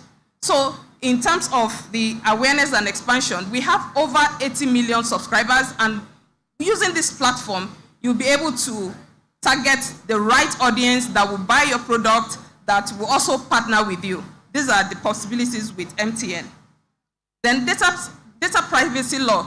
With increased footprint, digital footprint, there is also increased cyber attack. There are challenges whereby there is constant attack on your network, and it's very important for you to ensure that you secure your network. There is also the issue of data privacy. As we churn out a lot of data, it is very important that your data is secure so they do not get into the hand of fraudsters. Also, dynamic engagement. At MTN, we have AI engineers, we have developers that can help you to develop various solutions that will enable you to engage your customer and at various platforms. It could be via email, chat box, every form of connectivity. We will be able to engage your customers. Then service and product innovation. Like I said, as MTN, we have evolved from being a telecommunication organization to a technology organization. So when you think about MTN, you do not have to think about us as only providing connectivity service via data and mobile, but we build platform. Chinosis, like I mentioned, is one of our platforms where the API marketplace. Those are the possibilities with MTN. Then we also build various solutions within our ecosystem depending on your vertical. We are able to develop vertical specific solutions that will address your customer needs. Next slide. So modern connected life, this is what it looks like for us at MTN. Resilient connectivity, and I believe that a lot is being done to address that. We are getting the support of government in this area, and we'll continue to collaborate with government to ensure that they are customers, and we can work together to collaborate this. So these are MTN's Beyond Connectivity suite. We talk about IoT solutions. I'm wearing smartwatch. That's one of the power of IoT. You can imagine IoT application in agriculture. You receive SMS you just receive an SMS telling you as a farmer that this is the weather condition for this particular day. And the possibilities are endless. In this area as well, we support the energy sector because I believe that quite a number of people are in band A and they are complaining about the rates. Now, users really want to understand how their units are being utilized. They want to ensure that there is no, the operators also want to be sure that there is no power theft, and all these possibilities can be achieved under IoT. Then there's also cloud services. It's very important that as we are churning this data, your data is hosted locally for better user experience and for you to ensure that there is business continuity. Recently, MTN built a world-class data center which will soon be launched so that we can host your data. It can be your production center, it can be your disaster recovery center, but these are the possibilities with MTN. There is also unified communication services whereby you need to reach your customers and your customers will be able to reach you. It could be through a SIP, hosted PBX, or contact center solution for your services. So these are solutions that are useful to SMEs that will be able to drive business productivity. Earlier, I mentioned about security with the increased footprint. The security security solution as a service is also a possibility with MTN. And lastly, this MTN is committed to enabling growth in Nigeria. So, the previous slide. MTN is, there is a slide that has that's enabling growth of northern Nigeria. So for 19 states of Nigeria, MTN has impacted through MTN Foundation various intervention, entrepreneurial, MTN scholars, 350 community projects across, I believe that the slide is missing, but these are various interventions from MTN Foundation that across the northern Nigeria. Then there are also specific intervention for Katsina State. For example, there is this Shagale Primary Health Care Center where MTN builds a solar power, borehole, drugs, and other equipment for the primary health care. There's also orphanage support, the female empowerment scheme, learning support, and all other interventions. So lastly, I will say that Nigeria belongs to us. We cannot outsource our development, and we cannot outsource our progress. So please, let's work together.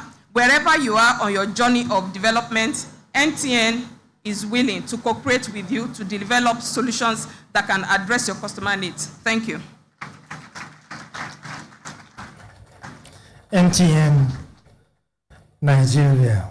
MTN wherever you go. Thank you very much. Please, let's appreciate her once again. And now we are going to swiftly move into the panel sessions. I'll start by introducing the panelists and their moderator. But before the panel begins, we have an announcement to make. So let me start by inviting the panelists. The title of this panel is AREWA Ecosystem Panel, Empowering Innovation, Building a Thriving Tech and Startup Ecosystem in AREWA. So I'll start by inviting Umar Muftah Baba, Operations Officer, International Finance Corporation. Umar Muftah Baba. We also have my sister, Mariam Lawal Kodebe, the founder, Blue Sapphire. And then there is Taslim Ahmad Iya, Eximus Partners. Taslim Ahmad LLD. The moderator. Thank you. So please help me. While the panelists and their moderator are settling in, it is my singular honor and privilege to invite the convener, His Excellency Malam Nasiru El-Rufai, CON, to announce the next host state for the AREWA Tech Festival. Please put your hands together for the convener, please. Thank you. He's going to invite the representative of the next host state. Thank you. Thank you. Thank you very much. I thought I've already let the cat out of the bag because I wanted the Minister of Communication and Digital Economy to know the next host state. But as I have said before, Zamfara State is hosting the next edition of AREWA Tech Fest 3.0. And I would like to invite Dr. Habib Gajam, the Director General of Zamfara Information Technology Development Agency, to come here and join me to collect the hosting plaque. Thank you very much.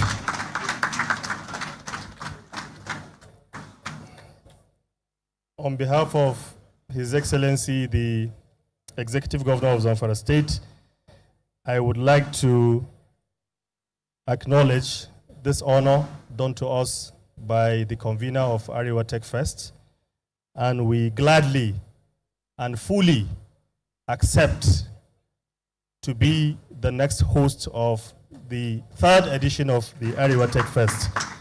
And we promise, we have seen what is happening in Katsina. I was in Kano last year. I'm in Katsina today. And I assure you that Zamfara promises to be an even bigger and more entertaining edition. Thank you very much.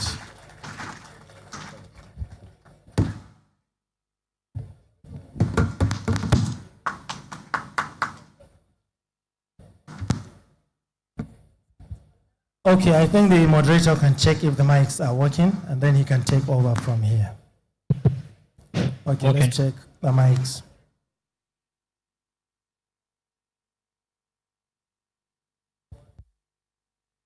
Let's kindly confirm your mics are working. Testing. Is it working? Testing. Just off it. Thank you. It's not working. Okay, testing 1 million, 2 million. Yeah. So, the convener, Malan Nasir Ahmed Erufai, and all other invited guests, permit me to stand on all established protocols. My name is Ahmed Sani Inua, founder, locally led development, a social enterprise working at the intersection of technology and governance. With me here are industry experts, and we will be discussing the topic empowering innovation, building a thriving tech and startup ecosystem in AREWA. I would give a minute to each of the panelists to just give us a brief about themselves before we move straight into the questions so we can manage time better. Thank you. Thank you very much, moderator. Good afternoon. My name is Umar Baba Ahmed. I work with the International Finance Corporation. Good afternoon. I'm Sahalu Junaidu. I work with Ahmadu Bello University Zaria, Professor of Computer Science and current Dean Student Affairs.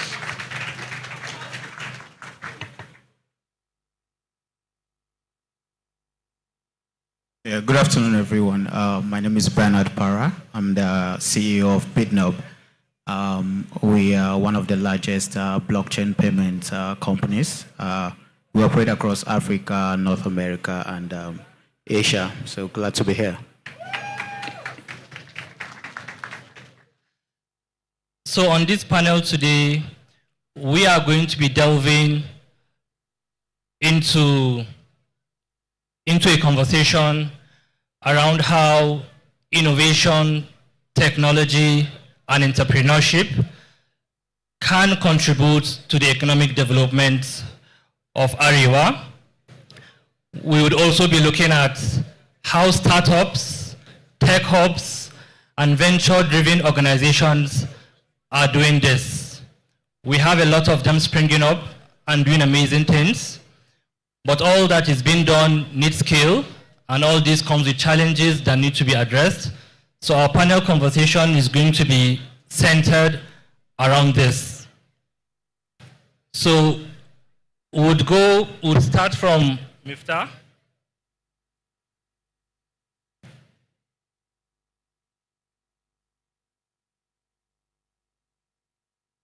Digital economy is actually very intentional about ensuring inclusive digital transformation. And so based on that approach and intention, it's first of all the policy, the National Digital Economy Policy and e-governance, which is a policy that before it's been passed at the Senate, the minister made it clear that he wants everyone in this country to be part of the conversation. And with that approach, the policy was, the dialogue was held across the 36 states and including Abuja to have a conversation about the policy, to get people involved, understanding the e-transaction, the payment methods, everything that within that policy that's with regards to e-governance and also the overall digital economy, how it operates. Get people to understand it, get their feedback, and then use that feedback as a method where they would now streamline it and then input it into the policy document and then take it back to the House for it to be passed. So that is the intentional approach to ensure inclusivity in that approach. Then that's for the digital economy as a whole policy. Then, as we said earlier, when the Honorable Minister was speaking, he spoke about the AI strategy. That strategy also, before it was developed, it ensured that there is an inclusive approach of bringing everyone across the globe that is from the the Nigerian descendants to be part of the conversation, to be the contributors of drafting that policy. And that's also an intentional approach of ensuring inclusivity, getting people to be part of the conversation of digital transformation in the policy aspect. And then aside from that, of course, there are so many, currently the blockchain technology policy too. That's the same approach we're taking, bringing people together to start the conversation, getting the private sector, the public sector in one room, have a conversation around the policy, and then develop a draft document, then share it with the public to get their feedback, their input, and then take it back to in-house, streamline it, work around it, and then pass it. So that's the strategy, and that's to ensure inclusivity in every aspect of the policy. And I've said the digital economy policy, which encompasses everything, and then the blockchain technology strategy, and then the AI strategy, and then of course the Startup Act, which is what the technology ecosystem is speaking about. Already the Startup Act has been passed, but what the ministry is doing now, it's actually ensuring implementation. And implementation in recently, based on that, there is a forum, consultative forum that a call was launched, and a lot of people applied across the nation. The selection is ongoing. After the selection, this consultative forum will be notified, and this is ensuring that everyone within AREWA community, within the southern part of Nigeria, everyone is part of that conversation of the Startup Act. And then aside from that, the iHatch program is also an approach to say that, okay, how do we ensure implementation of this Startup Act? And it was a training that was done for 36 states, innovation hubs across Nigeria, just to ensure implementation. So aside from the drafting documents and keeping them, because I think we have been fond of that, Nigeria doing a lot of documents and keeping it, but how do we implement that? And that's why in all these things that we're doing, aside from the documents that we crafted, we also create programs to ensure that this policy, before everyone says, okay, it's being kept, we are already implementing it in any way that we can.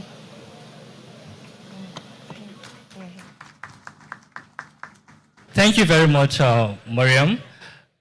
You wear two caps. While you support the minister in doing all the good work that he's doing, you are also the founder of one of the leading tech hubs in the country, Blue Sapphire. So I have a question for you on that, just to follow on what you have said. So what unique opportunities and challenges have you observed in nurturing startups in the AREWA region? I was not expecting to be called again.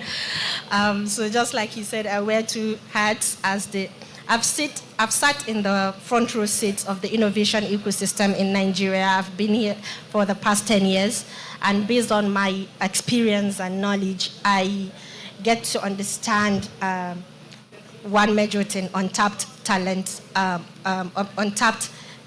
access.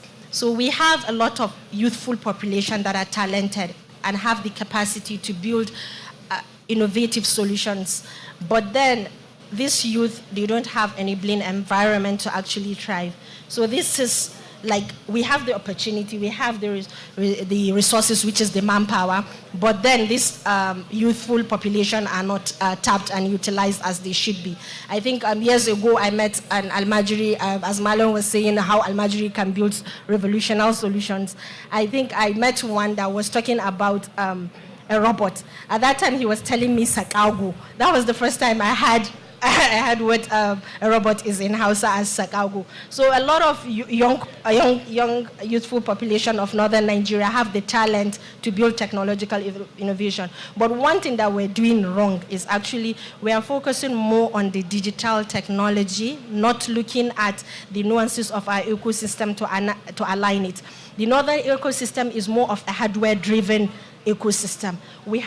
I've just seen a flying drone now that was built by a young person from the northern Nigeria. I've seen the keke napep that was outside. A lot of our youth, when you go to Kano or AREWA, you see the innovative solutions that they're building. Any spare part that you need for a car, even if it's for a jet or whatever you need, you can find it at AREWA. But actually, because of the industrialization gap that we don't have, we are not really focusing on that. The innovation spaces, because I think one of the things, because we don't have the resources, we are not focusing on the maker space approach. We are more of focusing on getting them to build apps, to build solutions like Flutterwave, build e-commerce solutions. But actually, when we begin to look at how our ecosystem is built, we are more of handy people, and we can be able to build amazing, innovative solutions that are hardware-driven solutions. So I think what we got wrong for the past years was actually trying to push what was not meant for us. That is that. And then another thing that another opportunity that I've seen is the intentionality of the youth, the intentionality of the innovation ecosystem, but the gap between the public sector and the private sector. There is a huge gap. If not for these years that we were able to get people like Malam to actually really support the innovation ecosystem, I think for the past 10 years, nobody has listened to us to actually say he wants to support the innovation space of northern Nigeria. So I think this is part of the gaps that hindered the northern ecosystem to actually tap its potential. And then another thing is access to mentorship. Our mentorship approach is not the way mentorship should be done. We do trainings and we call them mentorship. Mentorship is actually listening to the young ones, listening to your mentee, getting all the information from him, process it, and then you advise. You connect him with access to resources. You give him recommendation letter. You share opportunities with that person. But the way we do it is we train, and we say we're doing mentorship. So that's also another way that I've seen we have gotten it wrong. And if we're going to change it, we should begin to think in the direction of the reverse approach, where we get to listen and then provide the necessary support. And then access to finance, which is, I think, every startup within the ecosystem that would cry about would say the access to finance. We have IFC here with us, so they will definitely share their own thoughts around it. But the main thing is, have you started the groundwork? Have you been able to have an MVP that you would show to gain someone trust? Because giving you money actually is more about people that believe in your capacity.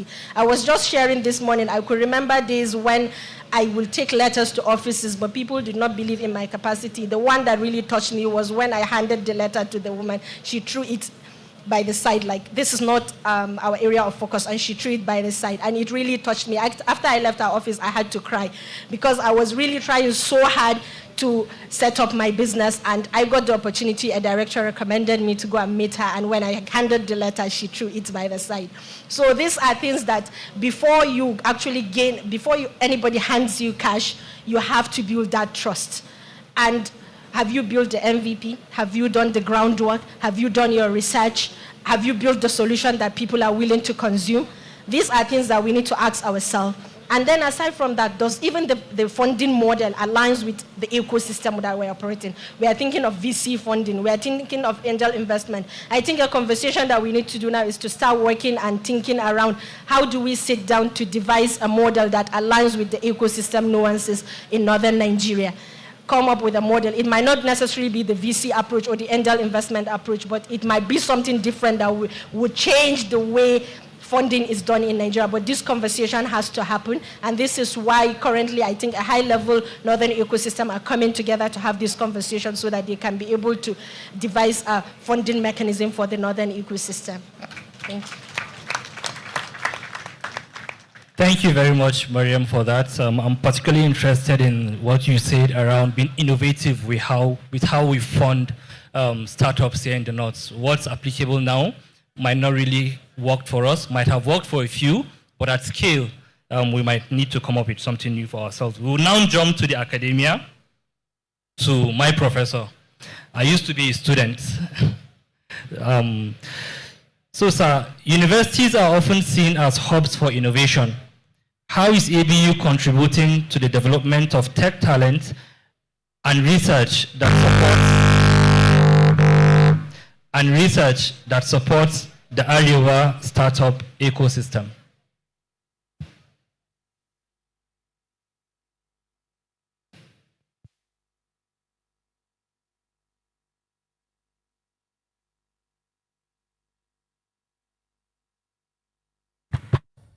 Thank you very much for the question, asking what ABU is doing.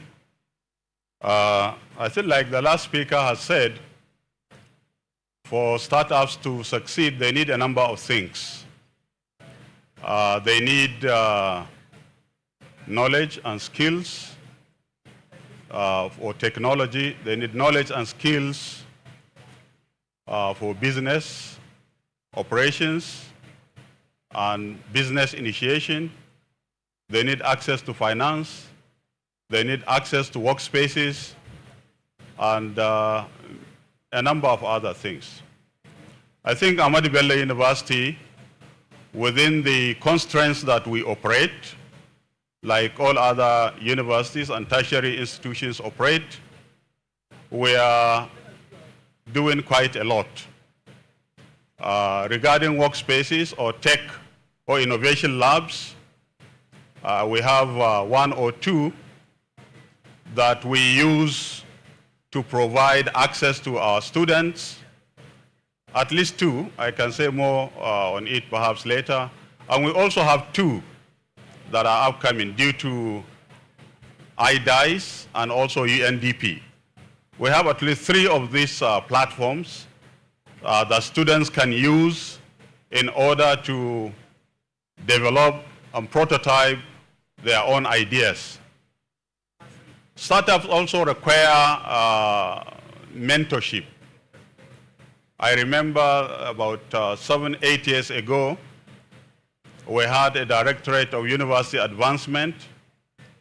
We didn't have an umbrella at that time, so they created an advisory committee, of which I was a member, because we have so many pockets of talented people, like earlier speakers have mentioned. But we lacked a platform that can guide, these young talents. So that director created an advisory committee of which I was a member. And we used to invite these young men. In fact, there was a time, I think around 2018, when we had a written invitation from one of the international agencies appointing the university as a local incubator, so to speak, where we advertised, and this international body is Holt Prize. Some of us might have heard of Holt Prize. It's an international organization. Sometime since 2008, we organized a program where we identified about 35 different groups of students that had ideas. They came, we screened them, we advised them, until one of the ladies, who is currently my PhD student, turned out to be the regional champion, and she was supported and went to the US for the UK for a 6 weeks intensive course. So with respect to platform, yes, we have, of course, not enough, you can argue. The two that I say are upcoming, coming to the curricular level. We also have a few courses here and there that are meant to provide those skills that I mentioned, of technology, of business operation, of access to finance. So all those ideas and tips and strategies, we have means within our means to provide students with those. And some of those efforts have actually translated into a number of positive outcomes. I know some of them are here, some of the people that we have mentored. I know Aminu Bakori is here, I saw him somewhere. I remember when he had his ideas, we brought him as academics, we were asking all the kind of questions they don't want to ask, or they don't want us to ask. But we tell them that when we ask those questions, we ask you questions that will open your mind, so that when you go anywhere, you have the knowledge and skill to be able to withstand ideas that are clear to you and ideas that are not clear to you. So in summary, we have infrastructure, we have platforms, we have ideas, we have courses within which we try to do as much as we can within the limited operating environment that we have. Thank you. Thank you very much, Prof, for that. There's another round of questions, but we'll take Taslim and then come back for the next round of questions. So Taslim, over to you. As the former CEO of Eximus Partners, a firm with focus on Nigerian equities, you bring deep investment insight into this conversation. From your vantage point, what factors make tech startups in northern Nigeria attractive or unattractive to investors? And what can founders do to become more investable in this region? Thank you very much. So I've found that when we're looking at problems that are very big, it's always useful to invert. So we say, what are startups doing wrong? Or what are investors not looking for in startups? Now, everybody knows that Nigeria is already a very difficult operating environment. So you're operating against headwinds to begin with. So the most important thing, by far, that an investor is looking for, it doesn't matter if, generally within the Nigerian space, is an already existing business model, right? Or an already viable product. They call it an MVP, right? You need a minimum viable product. It needs, because you're already working against so many negative factors, that if you can show a product that already has a path towards working, you're way ahead of the curve.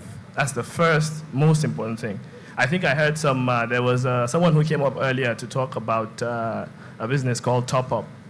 I think they were investing in, they provide services to students in universities, and they give tech companies access to basically give them the ability to develop their own platforms to sell data, among other things. I think the founder of this firm explained very clearly how this is a 200 billion naira market that we're trying to tap into, 200 billion naira per annum market. He explained clearly how this is monetizable and that it's already functioning. For someone like me, whose job was, and partly still is, to invest money in businesses, this sounds like already I was thinking, okay, how do I meet this guy? That's the first thought that comes to my mind. The second thing is, so on the other hand, again, to invert, there was another person, the person who followed, said they did have a business idea that was very good, and it sounded like a reasonable idea, but she said there was no product to show. And already again, this is the investment mind thinking, the investor's mind thinking, no interest. I don't even, unfortunately, remember the name of the firm, So this is the most important thing. I would say the other two things, which are equally, I think, probably even just the one, is you need, this is a very big, when an investor is looking at a product or a company that they want to invest in, that, I think Dr. Mariam mentioned, that trust, right?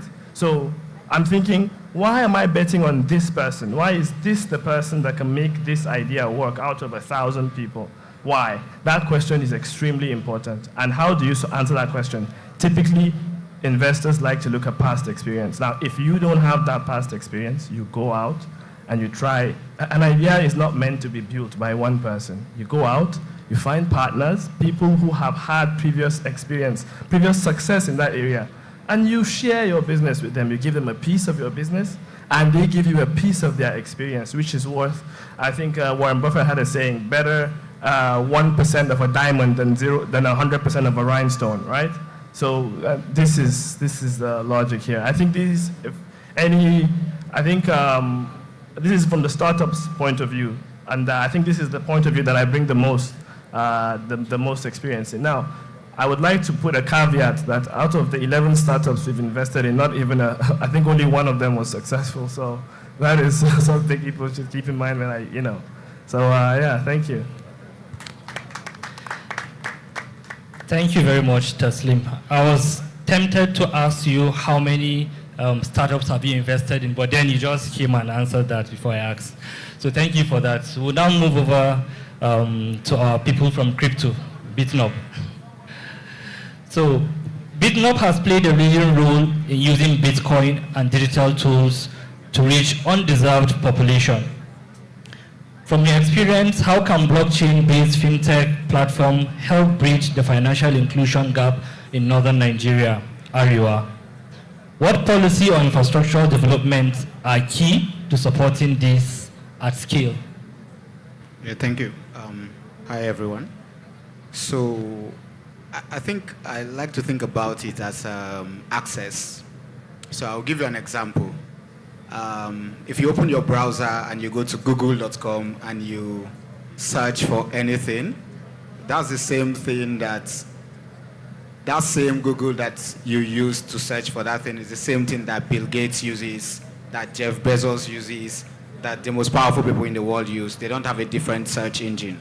So what it has done is saying, hey, this knowledge is now commoditized, right? You can sit anywhere you are, learn whatever you want to do whatever you want to do without any discrimination as to your social status or whatever. That's the same thing blockchains are doing. And just to put a caveat, when I'm talking about blockchains, crypto here, I'm mostly talking about Bitcoin, right? Not whatever scam coins that people are doing and tell you to tap, you make money. Those are scams.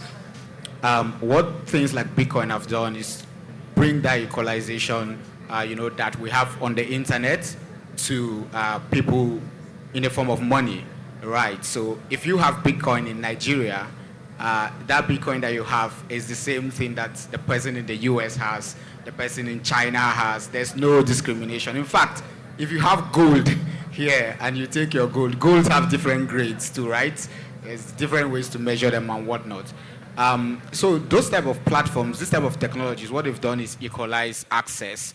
How does it really, catalyze or, help the region leapfrog? It's that, so think about someone in an IDP camp, right? They've lost all of their documents, they've lost all of everything that they have. But how do you get a bank account without a BVN, for example? How do you get a bank account without any form of ID? So these people are totally left out. But what can happen is they take a mobile phone, they can set up a Bitcoin wallet, and suddenly someone in the US can send money to them instantly, and they can convert it down here and use it. That is the power that these sort of technologies are bringing.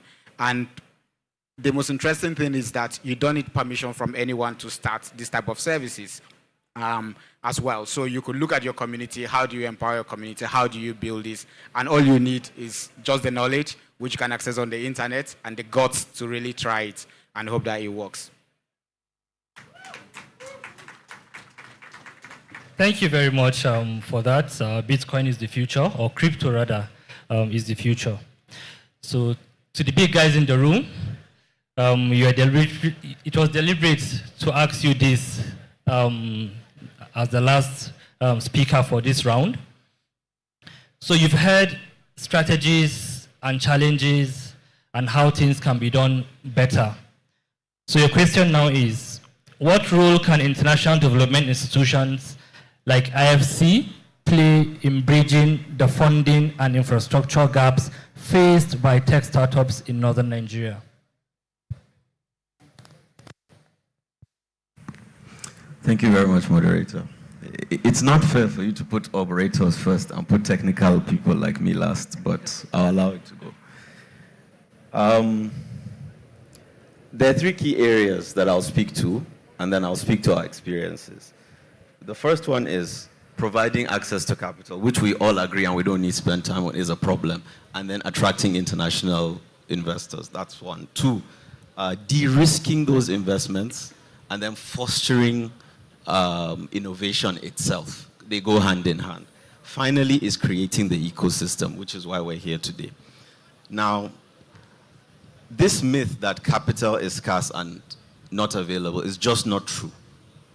When I look at what the convener has said about deep pockets sitting here today, capital is sitting right there.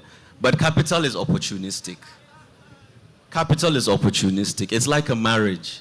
If the girl you're talking to is not gelling, then you need to bring more to the table. And I think this is what these platforms provide. I challenge AREWA Tech Festival to become the hub of hubs in the North. Because you need that critical mass when it comes to scalability, creating opportunities, and then fostering the innovation.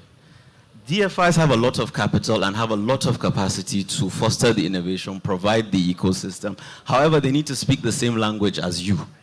So what happens in AREWA is there's 1 million startups. Each of them has the potential. But because there's lack of experience, or there's power challenges, or there's a bit of advisory gap missing, just a tool you need to get you to the next step, so that my sister Mariam doesn't cry when she gets, we all go through that. But what needs to happen is, when there's an AREWA Tech behind several hubs, is then you can do advisory, do upstream work for cohorts of companies, and from there you get your 3 or 4 unicorns. So the key takeaway today for what can DFI do is, we all know there's capital, and capital is opportunistic. We all know the limitless possibilities, but we need to be very tactical in how we present ourselves. The second part is culturally. We should not sit and say that, oh, cash in, cash out agents has worked in Katsina City and in Bayelsa. What about in Bama and in Malumfashi? It starts to become a tool rather than a solution for these people. But when Mariam is here, when Prof is here, when Taslim is here, they know that practically there is no broadband connectivity yet at the last mile. However, they know the technology available, they know the distances, they know the culture of the people. So these conversations need to be happening at Mariam's Hub's level, and then at the AREWA Tech level, and that will be brought to the DFIs in a language that they understand. So a lot of it has to do with translation. To give you an example, MTN is sitting here. We did a lot of work before we partnered with MTN on mobile money because of these issues. So it's not that capital is never scarce. Capital is just opportunistic. Let us just remember that. But capital finds its way once we learn to speak the same language. Thank you very much. Thank you very much, Taslim, for that. We'll now go into the next round of questions, and this time around we'll be starting with you. From your experience, what are the most critical enablers for an inclusive, sustainable, and scalable tech ecosystem in an emerging region like AREWA, and how can local governments and investors align with this? Thank you. So in this area, I'll speak to 4 areas. One is digital infrastructure, okay? 2, the same access to capital we talked about. 3, human capital development. And 4, the policies and regulations. Let's go back to digital infrastructure. A lot of work I saw Galaxy, I saw backbone connectivity, a lot of effort. MTN is here, NCC, NITDA, a lot of effort to do digital infrastructure. That goes hand in hand. But you see, it works like a Venn diagram. Each one needs to play its part. In terms of digital infrastructure, we cannot stress the need for more direct investment in the infrastructure itself. When it comes to the access to capital, we've talked about that. At this point, it is not, I would just stress that it is not just the financiers that are looking for the opportunities, the developers, the players in the industries. And I go back to my challenge of saying, Khalil, from today, you need to become the hub of hubs. that is the challenge, because then we have a voice. And I think we've spoken about this in different platforms. Access to capital, what is missing largely in AREWA is the collective voice whereby you can, you see, venture capitalism is it's called spray and pray. Diversify and hopefully you get one unicorn.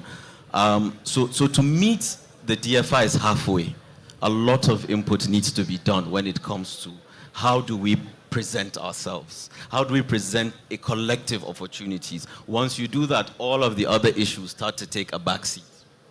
Human talent. We don't need any more talent development. We need mentorship, as my sister said. There's a lot ideas. There's more ideas than capital flying around.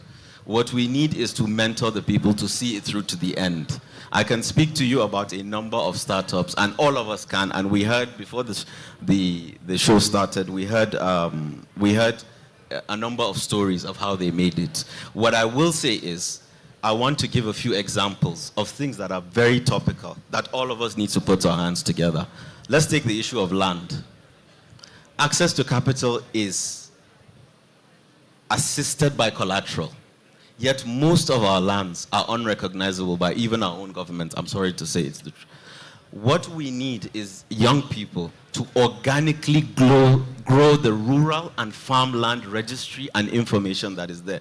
The technology in the land and geographical systems is just not enough. The capacity is not enough.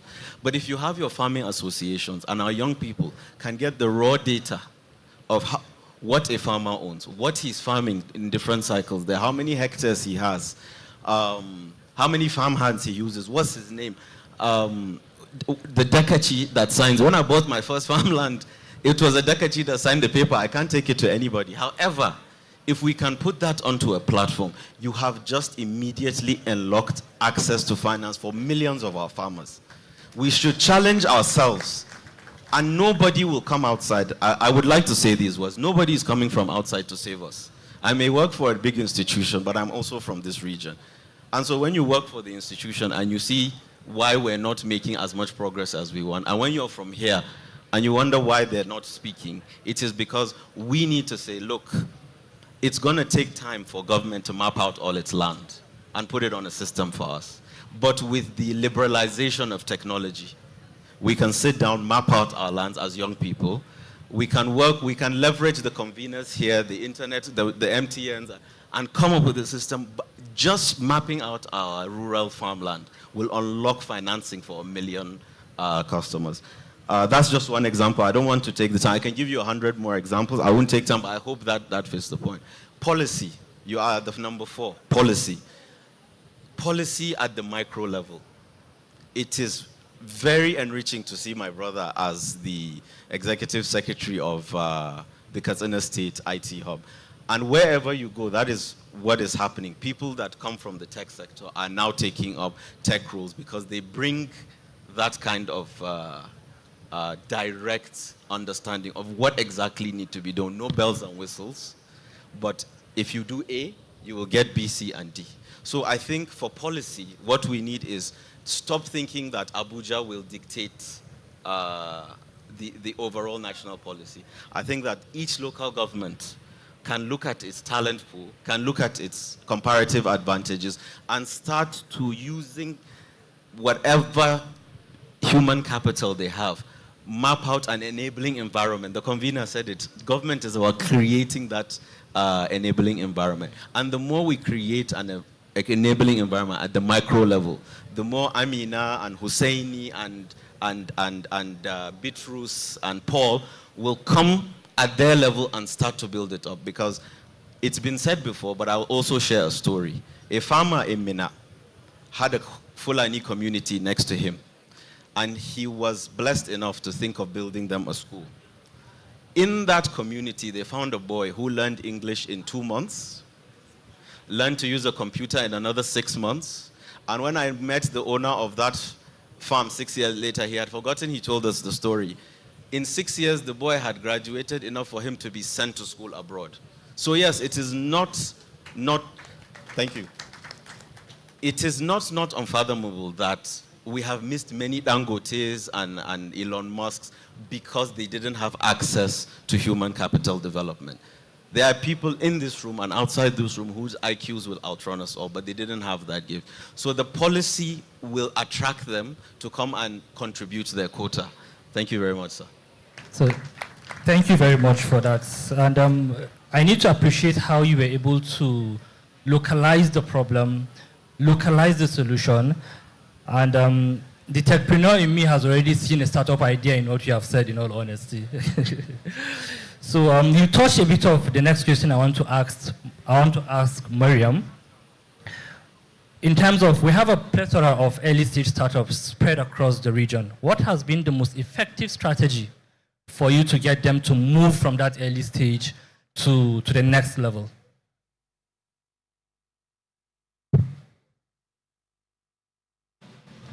Okay, thank you. For early stage startups within the ecosystem, I think the first approach they need to take is bootstrapping from the early stage.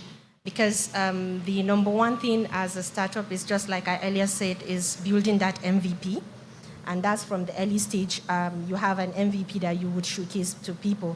And without being able to bootstrap, without being able to be patient, to patiently work on that your solution, be able to pitch it in such a way that you convince people that your idea is viable, without being able to do a research that gives you data to share, valid data that people, when they listen to you, it's not just bogus number you're calling out, but it's just accurate numbers that you're calling out. It helps you to actually move from that stage to the next stage. Then another thing is visibility. In the North, we have a culture of being too humble. With the little we have, with the little MVP that you've built, be courageous to showcase it to the world. Have a very, set up your LinkedIn page to be well articulated in such a way that whoever goes and checks you on LinkedIn would be able to be amazed by what you are building, will be able to believe you and trust that you have the capacity to get that his 1 million naira that he's giving you to 10 million naira. That's the next step. So then another thing is that visibility in such a way that you get to attend local events like AREWA Tech Fest. Don't say, oh, I don't have transport to go. Try as much as possible with the little resource you have.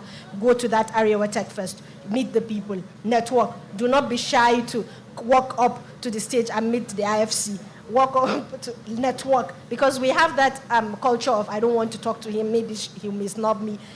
Have the courage. And then for the leaders here who have access to opportunities like Vivatech, Jitex, Digital Nigeria, these are events that brings in investors from the global ecosystem to invest in startups. How do you bring that almajiri from a ecosystem that has built a solution? Not just carry yourself to be talking there, but carry and hold that almajiri to be visible there, show him to the world, connect him to the people and say, this person has built this thing. So that creates an avenue where from the early stage, this startup can be able to move to the next stage. But not in such a way that you see an amazing idea, you like the idea and you say that, oh, I want to take 40% of this share and I want to give you 5 million naira. What happens to dilution? If you give him 5 million naira, what happens if another investor comes in? He may end up like you have phased him out, and it's his hard work, it's his energy, it's his idea, and you have already frustrated him. And this is what has been happening in the ecosystem. It has discouraged a lot of young innovators at early stage to push their idea to the next stage. Whenever they meet people like us on stage, I would like to take your idea and I will give you 10 million naira, I will give you 5 million naira, and I want 40%, 50%, sometimes even 80%. That is how greedy we are. So we need to begin to think, how do we create opportunities for these people? I always like to call on taking these people out of their shell. Take them to Lagos. Omniverse takes place. What is it called, this event? Nigerian Summit for Digital Economy takes place. How do we take them? Now, this year, there's going to be Jitex in Lagos. There is also going to be another tech event, a global tech event, Slush. From Finland, they are bringing it to Lagos. How do we take startups from the northern ecosystem and give them an avenue to showcase their solution? It's not just about us to be on those stages. So I think with this approach, we'll be able to take the early stage ideas to the next stage. Thank you very much for that, Mariam. We'll now jump back to the academia. Prof, you have shared some successes that you're able to achieve at ABU. And then I want to ask, in terms of better collaboration or more collaboration between the academia, the industry, and government, how would that collaboration work better for you to be able to achieve more for the Northern Tech ecosystem, AREWA? Thank you very much. Before I go on collaboration, maybe I should acknowledge the effort of some people regarding what I spoke about in my first intervention. You know, I was saying that we have platforms, and I mentioned 2018 or thereabout. Actually, at that time, when we had those talents, we had no platform at all to use them. So we had to go to Kaduna, and the convener mentioned CAD ICT Hub. Actually, at that time, I think I saw Yusuf Bashir also here. He was actually part of that team that I mentioned that was created by our directorate. So at that time, if we had anything, if we had any platform for our students to use, we have to drive them to Kaduna. So sometime in 2019, I think after Nigeria 2019 or so, we were over lunch on the lunch table. So we were face to face with the then DG NIDA, Professor Pantami. So I complained. I said, DG, you see, we have many students with great ideas. But when we want to do anything, we have to transport them all the way to Kaduna. We don't have a platform in ABU. So luckily he responded, and that is one of the platforms that I said. I think after that we got the NIDA IT Hub, which is one of the largest that we have in university campuses. So that is one of the platforms. So I think it is important for me to acknowledge CAD ICT Hub and also NIDA. The other one is also the Huawei, and many of you would have seen or heard the great inroads that ABU students are making with respect to Huawei. We are sure when other platforms come up, the one I mentioned, due to IDICE and UNDP, I'm sure, you know, ABU will have, you know, better opportunity to realize the potential of the student. And also Yusuf will acknowledge that one of the students we mentored, at that time, Yusuf, you remember he was 100 level student. And that 100 level student, in fact, he could not speak English like some of the, and I tell people English should never be a barrier. We should never judge our creators by the English they speak. That student could not speak English, but he had a lot of ideas. We mentored that student. Sometime we went to GITEX, and I saw that young man polished. And we were talking to Yusuf about him.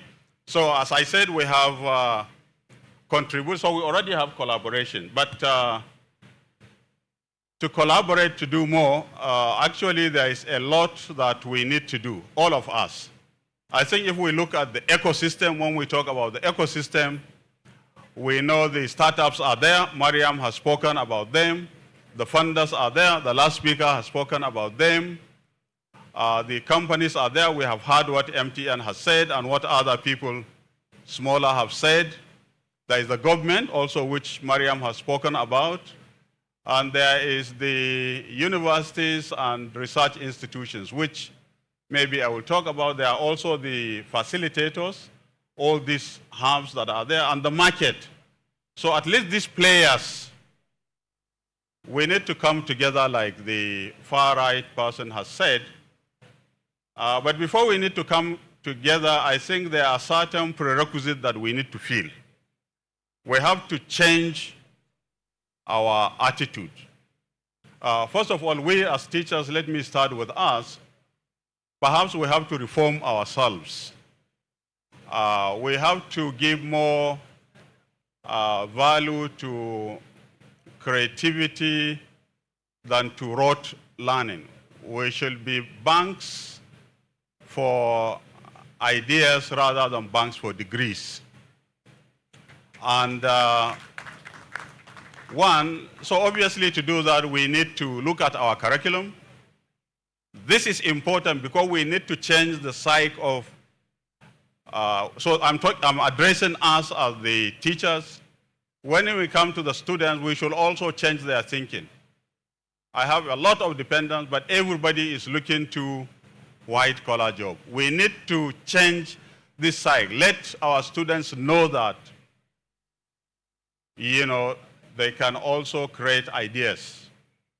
They can also be like the young man said, he wants to be the next Bill Gates or whatever. This is possible. So we need to change this thinking in our, and I think we should start it from the universities. We also, apart from that, also we need to live by example. Not only should we be banks of knowledge ourselves, we should also be participating. When we create these ideas, I think we should have shares in these startups that we are generating so that we don't just give them idea and polish them and then allow them. Because when the new students see that we are also players in the tech ecosystem, I think they will take you better than if we just tell them theory. Now, when we come to governments, of course, at all levels, I think government should facilitate this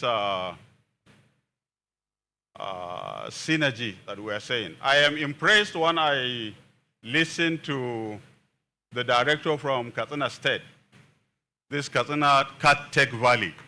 He has said so much, and I'm impressed. In fact, all the good policies that we have at the federal level, they have cascaded them down here, which is very, very commendable.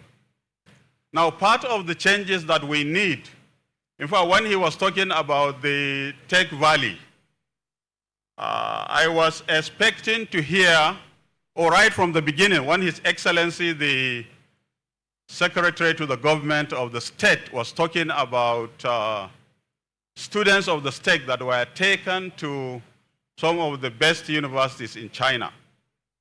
I wanted to hear also what he has said about the many higher educational institutions here. Because that change, while we lecturers change, students change, everybody I think should change. What is our perspective about our universities also? If we believe they have nothing to offer, then I think we have a long way to go. Because we have to change our attitude towards them. Just like we send our, what we do in ABU, we have what we call dual degrees.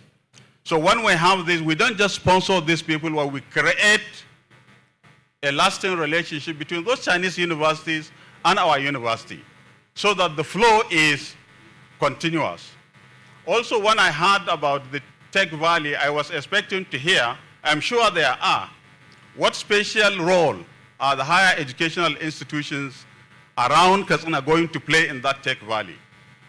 Because if you look at the valley that we are modeling, if you go there, most of them, they derive from their institutions.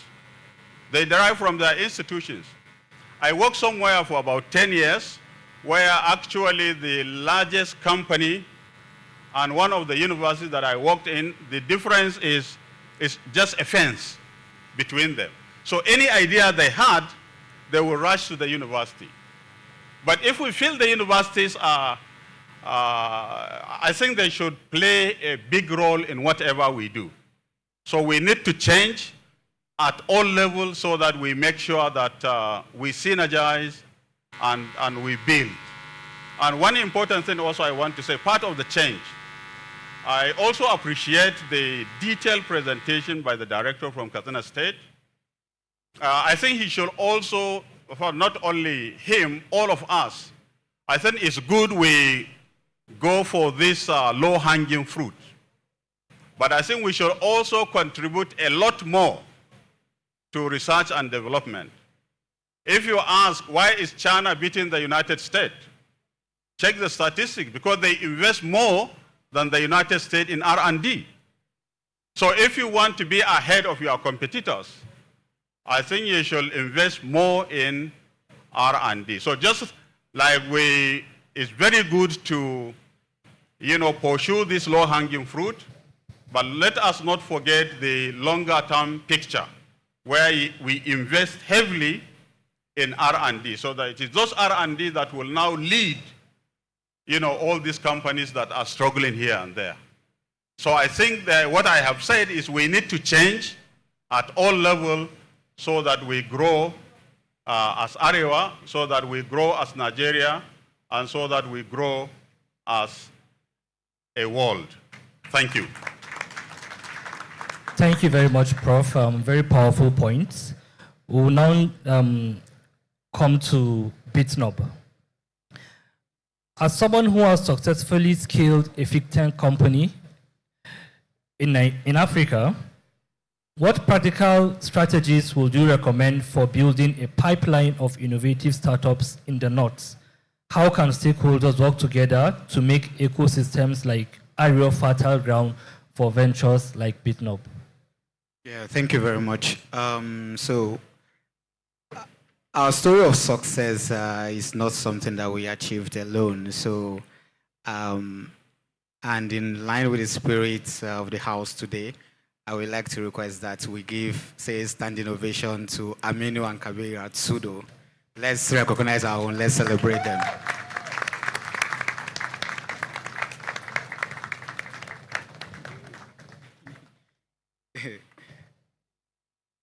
So why am I saying that? I think we're all aware of everything that has happened, with the federal government, crypto, Uncle MFLA, and so. So two things. When one of the times when we had those I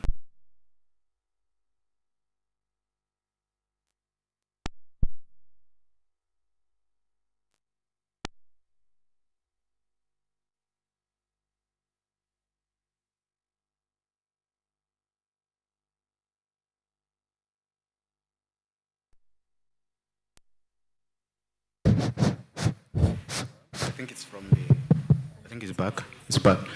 Okay, yeah, so I always remember that date, February 5th, 2021, when MFLA wanted to finish all of us. It was a very difficult time, but one thing that was common was all of our customers were telling us to make sure we don't shut down. They need our services. So interestingly, when we're raising earlier, one of our investors asked me, "Hey, your name is not familiar. Where are you from?" I'm like, "Oh, I'm from Jos." He's like, "Okay, what kind of water are you people drinking in the north?" We invested in one of your brother's companies called Sudo. Do you know Aminu? I'm like, "No, I don't know."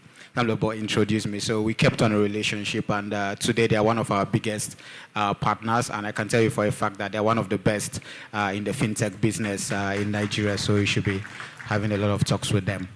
Also, when we were raising, Khalil and Abubakar were one of the first people to give us a check as well. That is important, right? So they were one of the first people to invest their hard-earned money into our company. I mean, it could go wrong, but then thankfully today maybe I can retire them early. So what am I saying? This is a lot of collaborative work because there's something in the business world that they say people do business with who they like. So when you see someone who is your brother, you are willing to go an extra mile for them. They've gone extra miles for us. We've gone extra miles for each other, just from that feeling that we need to see each other succeed. If I have a problem with Aminu's product, I'm not saying we should go somewhere. I'm calling Aminu. How do we fix this so that we succeed together? So what it means, what I'm talking about here is believe in one another. It doesn't matter, just believe in one another and we keep on doing things together and make sure that we grow. One secret that is not out there with some of these foreign companies, the Googles, the Facebooks, the Stripes, is they all use each other's products as Americans. Maybe one company is maybe 10% of the revenue of the other company, but that money is just circulating within them. That's something that we need to do. To follow up on that, I think just because, so I don't go to conferences. I don't like going to conferences, maybe just one a year. But because these are my brothers, I had to really come. I like that in conferences, when we talk about things, I like to see action.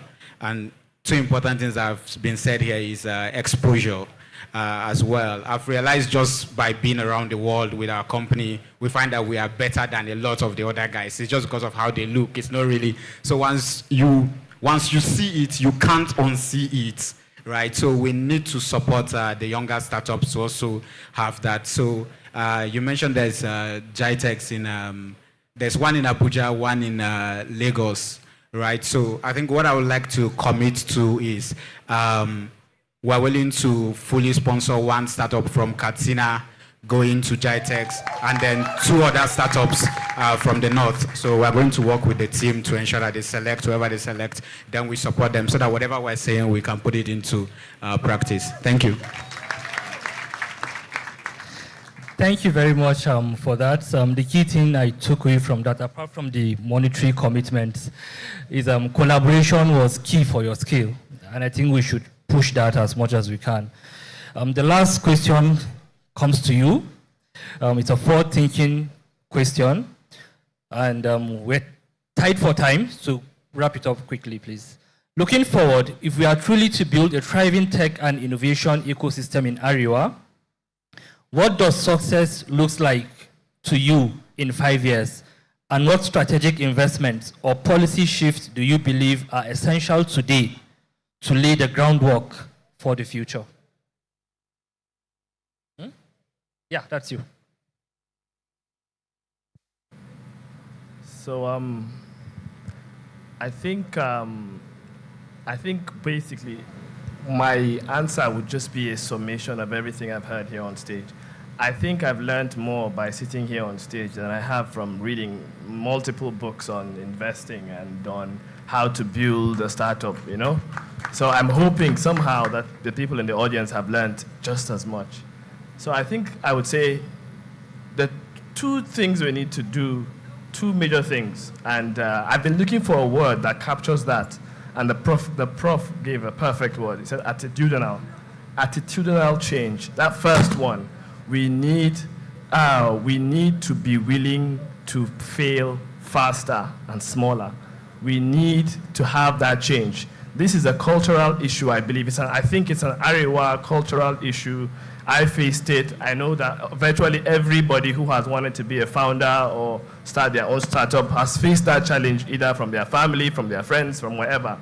It's nothing. We have to understand that there's nothing wrong with failing. We have, as the founders, as owners of these businesses, we all have to be willing to fail faster and smaller. Now, I mentioned this because most of the time, I mean, the most successful investment firms in Nigeria, in Africa, they typically participate in equities mostly, you know, because you have a near perfect success rate. In our equities business, for example, we have 11 years, we've never had a single bad investment. You earn a 35% return, it's safe. So why should you go out and try to invest in venture capital? Why? Because even if you fail 20 times, if you're investing $5,000 a piece, one major success is a $1 million business. It covers all of your losses. The second one, I think, is an infrastructural one. This is a major one. What this means is, now we have AREWA Tech Fest coming up, and we have businesses like AfriVenture.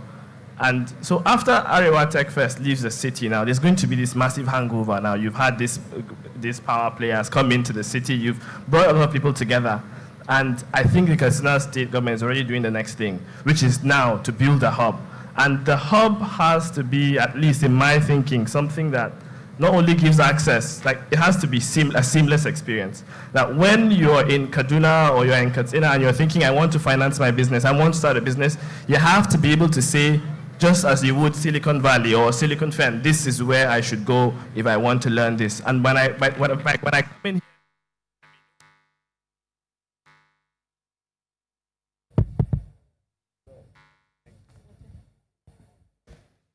so I think it's the microphone doesn't like me, but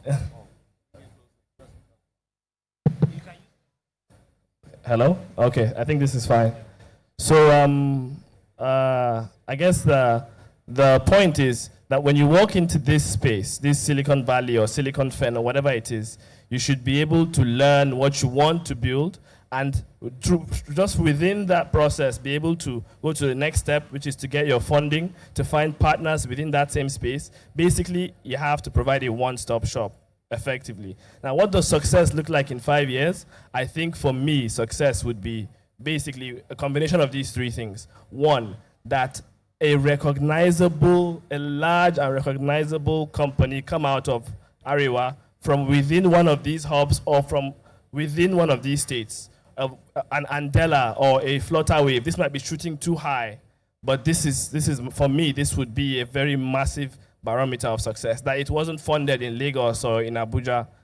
The second would be that there should be funding flows should start coming directly to the northern states. You should actually have, say, you should be able to say, okay, there's $5 million on average a year coming in from the $200 or $150 million coming into Nigeria annually.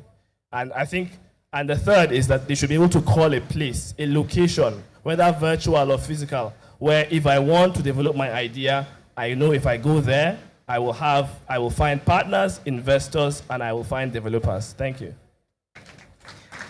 So thank you very much for that, and thank you very much to all the panelists for the insights and strategies moving forward. So I think I would allow him to round up the conversation. So your last point. Once you're done, I'm not really rounding up. I'm taking inspiration from my brother from Bitno, but we don't have the deep pockets that he has. Just to put our legs where our mouths are and say that we're not waiting for anybody to save us. I'm taking inspiration and I'm just copying him. There are many other ideas, but the offer is for AREWA Tech to say that whichever, we will take the third company and let me be very clear here. I don't have permission to speak on behalf of my institution. I am now wearing my individual cap as Umar Baba Ahmed, who is a Nigerian and a young person and a custodian of tomorrow. And I'm saying that in line with my brother from Bitsnob, we will take the third company to GITEX once they qualify, and we hand it over to AREWA Tech to say that. And I will round up to say, and I'm talking to my people of all ages here. You see, honestly, it's never about looking forward. When you wake up, what do you have with you today? And what can you use it for to just take a step forward? So we will never build Rome in a day, I agree. But when we wake up today, what have we done today with the chances we have, with the 1,000 naira in our pocket, with our mouths, with our thinking to make it? And with that, I also commit to do the same thing my brother was doing out of his spirit. Thank you very much. Sorry to interrupt. It's fine. So thank you very much, and thank you to all the panelists. I hope all that has been discussed here today get to be practicalized, hopefully some by government, some by the private sector, and some by all concerned stakeholders here. So thank you very much. Thank you very much. I'll kindly ask the panelists to remain on stage while the convener joins them for a photograph. Please put your hands together for this wonderful panel. I think we are already beginning to see unicorns coming out of northern Nigeria as envisaged by one of the panelists, because in this room we have representatives of Pseudo Africa, right? Pseudo. And also Sabu Capital, one of the principal partners, is an indigene of Katsina State. And linking up to what was said about a place where someone can go in northern Nigeria to bring an idea into existence.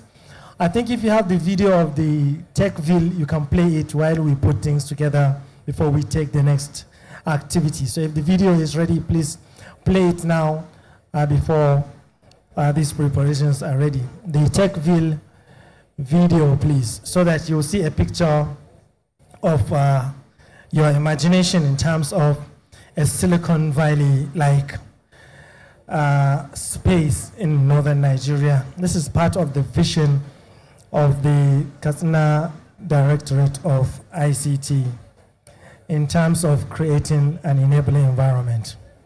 Thank you.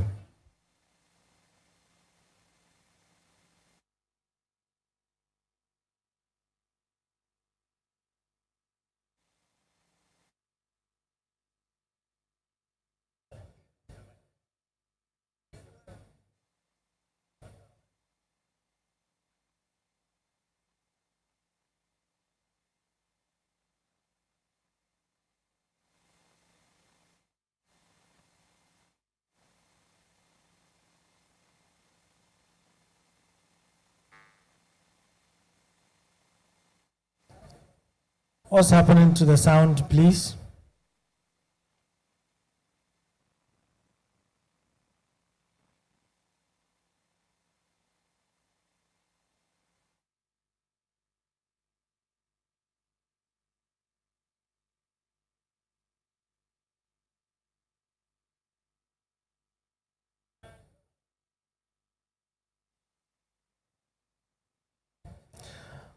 Okay, I think maybe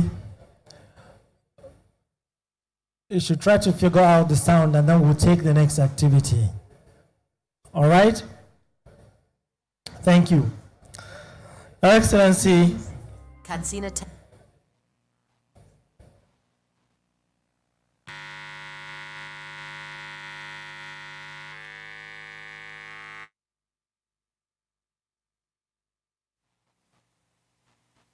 Techville.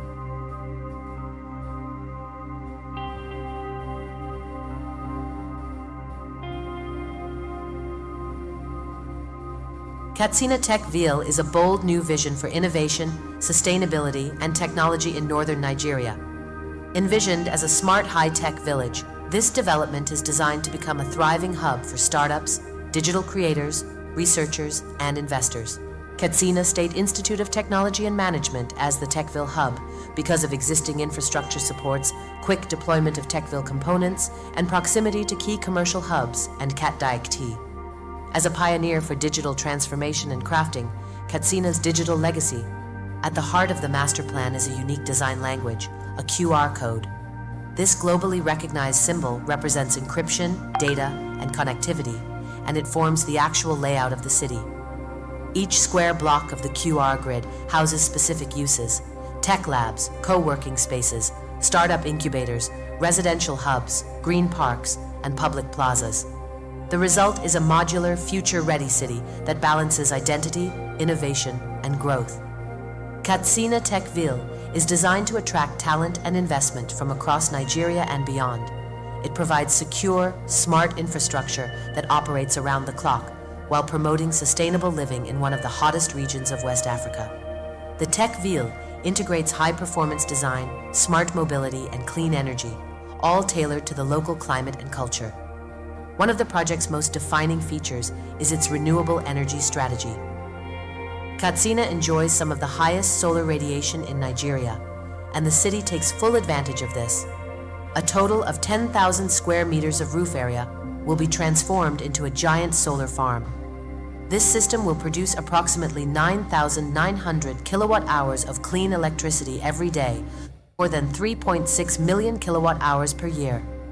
This energy will power everything from tech infrastructure and labs to lighting and electric vehicles, making Techville one of the most energy-smart developments in the region. Mobility within the city will also be powered by innovation. Microelectric buses, developed and assembled within the tech city itself, will serve as the primary mode of transport. These locally manufactured, pre-programmed electric vehicles will follow the grid layout, offering smart, clean, and efficient commuting for residents and visitors alike. The Katsina Techville ecosystem embodied 4 pillars of growth. 1. Talent development and workforce upskilling. Coding boot camps, AI and blockchain training, tech apprenticeship and job placement programs, women in tech and persons with disabilities initiatives to promote inclusion. 2nd, startup incubation and investment hub. Dedicated accelerator and co-working spaces, access to global funding, mentorship, venture capital, and angel investor networks. 3. Smart infrastructure and digital governance. High-speed fiber optic networks, IoT-powered smart city solutions, digital ID, e-governance, open data, and other DPI platforms. 4th, digital free zone for innovation and tech-enabled businesses. Katsina Techville is also designed to be digitally secure. Smart surveillance systems, biometric access controls, and blockchain-based data protection form the backbone of citywide safety. Technology is not just layered into the city, it is built into its foundation.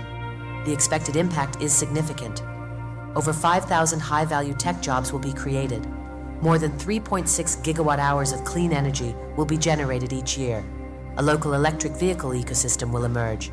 And most importantly, Katsina will rise as a digital leader and a beacon of innovation in West Africa. This is not just a smart city, it's a smart future. Katsina Techville is a place where innovation meets tradition, where energy is clean, and where the next generation of African tech leaders will rise. Katsina Techville, designed in Nigeria, built for the world. Thank you. Thank you. Thank you very much. Wow. I think this is very overwhelming. The DG has set out to really stand up to the challenge, and I think you are doing the right thing. Your Excellency, we are going to take a quick entertainment before we go for the next activity. If the Katsina Art and Culture troupe are ready, please, let's welcome the Katsina State Art and Culture troupe for a quick entertainment before we take the next activity. But in the meantime, there is a breakout. There are 2 breakout rooms behind the LED there. And if you are a startup founder and you want to learn more about funding and being readiness for investment, Sabu Capital is holding a breakout session in Masterclass Hall 1. And deep dive on pseudo APIs will be in Masterclass 2 by Pseudo Africa. So if you are interested, if you walk back to the stage, the volunteers will show you to the halls so you can begin to join those classes, please. Meanwhile, we'll continue the program here. There is a very interesting panel coming up after the entertainment, which will also take place after a brief goodwill message. So, ladies and gentlemen, I give you the Katsina Art and Culture troupe. Thank you.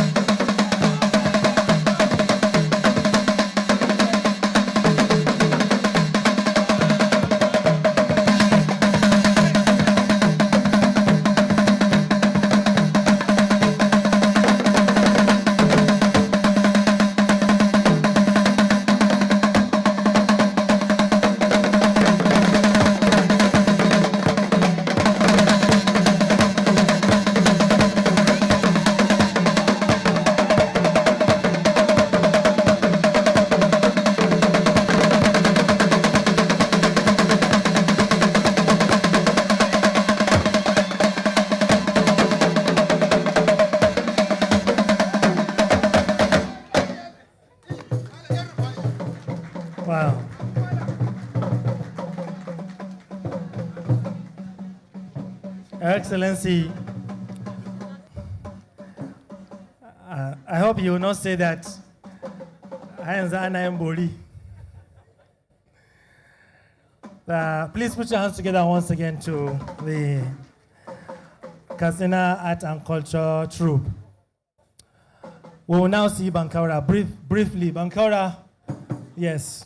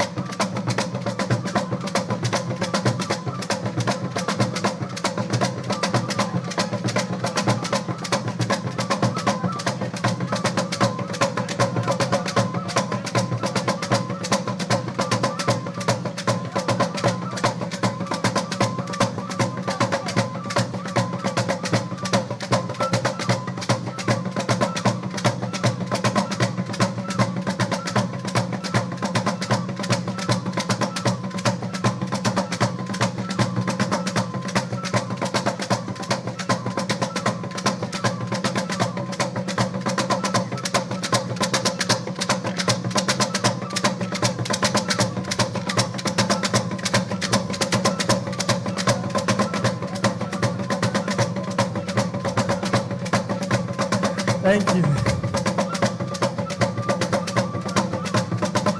Thank you.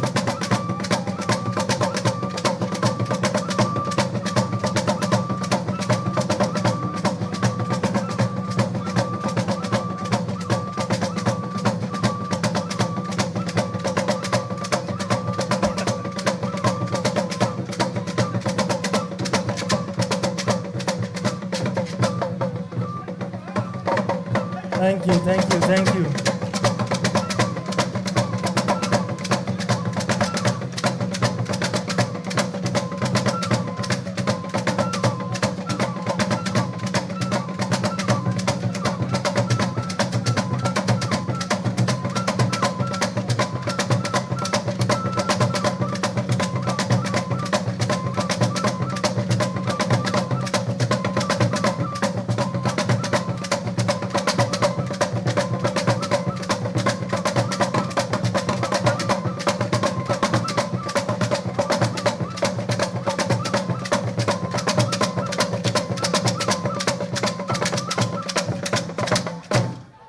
Thank you, thank you, thank you, thank you very much.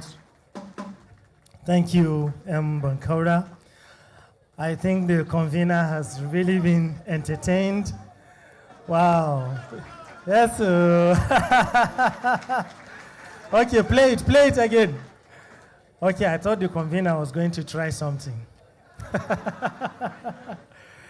Okay.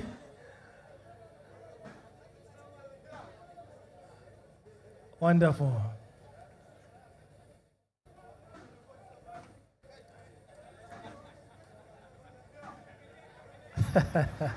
Please put your hands together for the Bankaura team.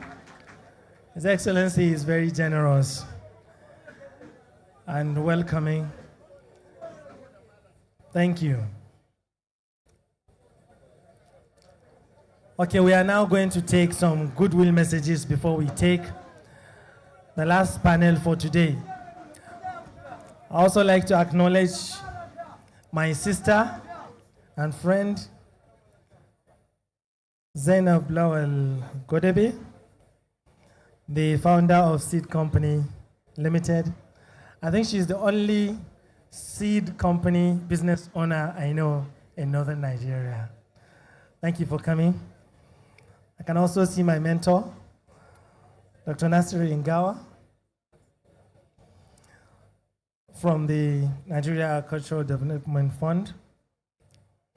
Also the chairman, the young CEO running the mega company, Falgate Sadiq Falalu, who is my brother. I see you. Let me also acknowledge the presence of the Director General of Nigeria Agribusiness Group, Jafar Umar Abubakar. In our midst, we also have Farouk Dalhatu, CEO MD, AREWA Limited, and also Abdusalam Umar, the founder of CEO of Matura Agro. These gentlemen are going to grace the panel in a moment. But before then, I would like to introduce some goodwill messages, and I'll start by inviting the Honorable Commissioner for Science and Technology, Kano State Government, Dr. Yusuf Ibrahim Ofarmata, for a goodwill message. Please put your hands together for Dr. Yusuf Ibrahim Ofarmata for a brief goodwill message. Thank you.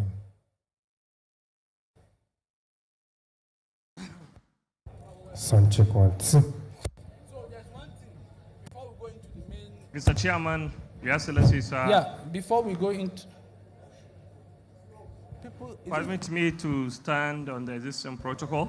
Like, is it audible outside this? But it's under must for me Is it audible that outside I this can hall? acknowledge one of So, the successful entrepreneur, I was asking if I the son of Kano, No who problem. hail from the prestigious family, wealthy family, and the educated family, Alhaji Abdusamad Isiaka Rabiu. I think his presence here And by virtue of his long commitment, almost sitting here with us for almost 3 hours, is enough to motivate us to do more and to contribute towards the development of our society and our community. I stand here to represent His Excellency, the Executive Governor of Kano State, Alhaji Abba Kabir Yusuf, for his unwavering commitment to the development of technology, science, and innovation, especially with his Eastman contribution toward transformation the governance of Kano. Here with me, by my right-hand side, is Dr. Zayed, who happened to be the boss of the Kano Internal Revenue Services. Because of the digitization of the inland revenue here in Kano, now our revenue has increased by 600%. Same goes to the land reforms. What we are earning in a month, now we are earning it daily. And not only that, Kano is working day and night to see that it activates its data center, a data center that will serve Kaduna, Katsina, Zamfara, and other neighboring states so that we can develop simultaneously. Right now, His Excellency is in the process of digitizing the Executive Council. I think in the next months to come, our Executive Council meeting will be digitized because now it is almost 95%. And not only that, together with the help of the eHealth Africa, we are about to digitize our hospital, especially Murtala Mohammed Hospital, Abdullahi Wasi, Muhammadu Buhari, and the Khalifa Isiaq Rabiu Hospital. Right now, we are building a 500 capacity CBT center in Kano, and that one is a pilot study. Inshallah, in this year, we are going to build 5, and before the coming of the next 4 years, we are going to build CBT in each of one of the 44 local governments in Kano State. Kano is making progress in terms of AI, because right now we are developing solution where citizens of Kano will convert the AI in terms of agriculture, education, and health. So we are making progress.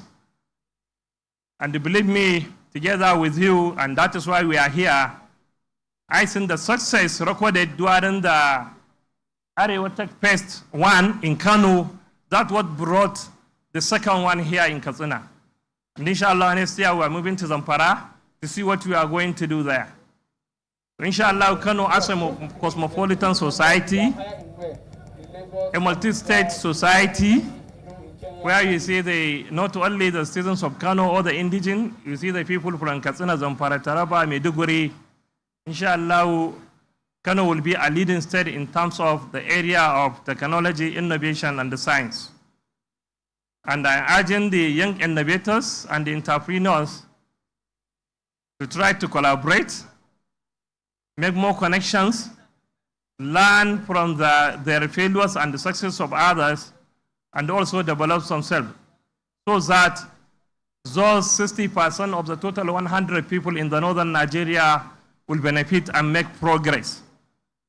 We need to invest more in technology. We need to invest more in science, because maybe going by the data, we are the most populous people in Nigeria.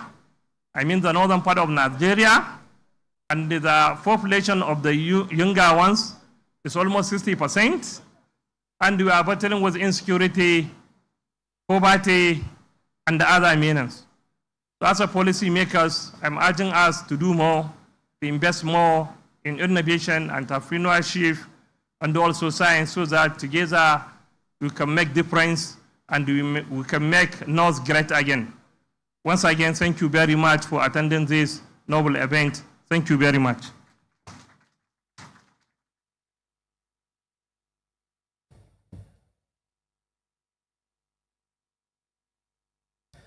Thank you most kindly, Honorable Commissioner.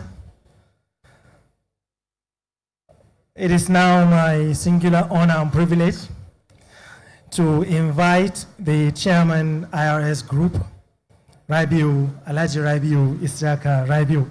I think since when we were children, everybody knows IRS because of the song advertising the airline, right? IRS, yeah, so cool. Please put your hands together for the chairman IRS group. Thank you, sir.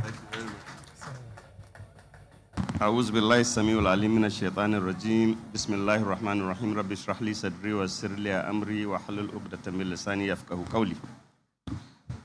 I will give the convener, distinguished ladies and gentlemen, good afternoon. I'll give credit to the convener for giving me my brother's name, Abdul Samad, but my name is Rabiu Isiaku Rabiu. Abdul Samad is my brother, a very hardworking, successful brother that is contributing so much, not only in northern Nigeria, but in Nigeria and Africa as a whole. So thank you very much for that. This is a very encouraging, strengthening, patriotic thing that has been done here in Katsina. And the vision of Malam Nasru El-Rufai cannot be more timely. This is very, very important for us as a region and also for us as a nation. The Kano first edition was very successful. I dare say the Katsina one is equally successful. The attendance is wonderful. And there is no gainsaying that it is very, very apt to get ourselves involved in this technological issue. This is the future. This is the way to go. We have so much problem in the area of education, in the area of healthcare, in the area of employment, in the area of insecurity, and those are being handled. But this is an area we should not look away from. I'm very impressed with the DG presentation, both of Katsina and Zamfara, and I think we should continue to support them. The panel here was very impressive. They hit the nail on the head. And the presentation made by the DG spoke about startups, policy, council, portal, funding, and this is what we should work on. I think the participants here should be very encouraged, should be focused, and should not deter from continuing their efforts in ensuring that they achieve their objectives. You have dreams. These dreams can be achieved. You heard what the minister says. The future belongs to the bold and the strength of those who dare to create it. Therefore, let's go out there, create a future that will give us the employment and the better lives that we require. I just came back from China, and if you see what is happening in China, it's unbelievable. Unbelievable. But Nigerians are equally intelligent. I know what we need, what we require, what we deserve is the enabling environment for your dreams to come to fruition. And we are going to ensure that the private sector, at least from our own side, I will talk to Boer Group, I will try and speak to our own organizations to see how we can collaborate with the area of Tech Fest to see how we can make it the best that it can be. Thank you very much. God bless.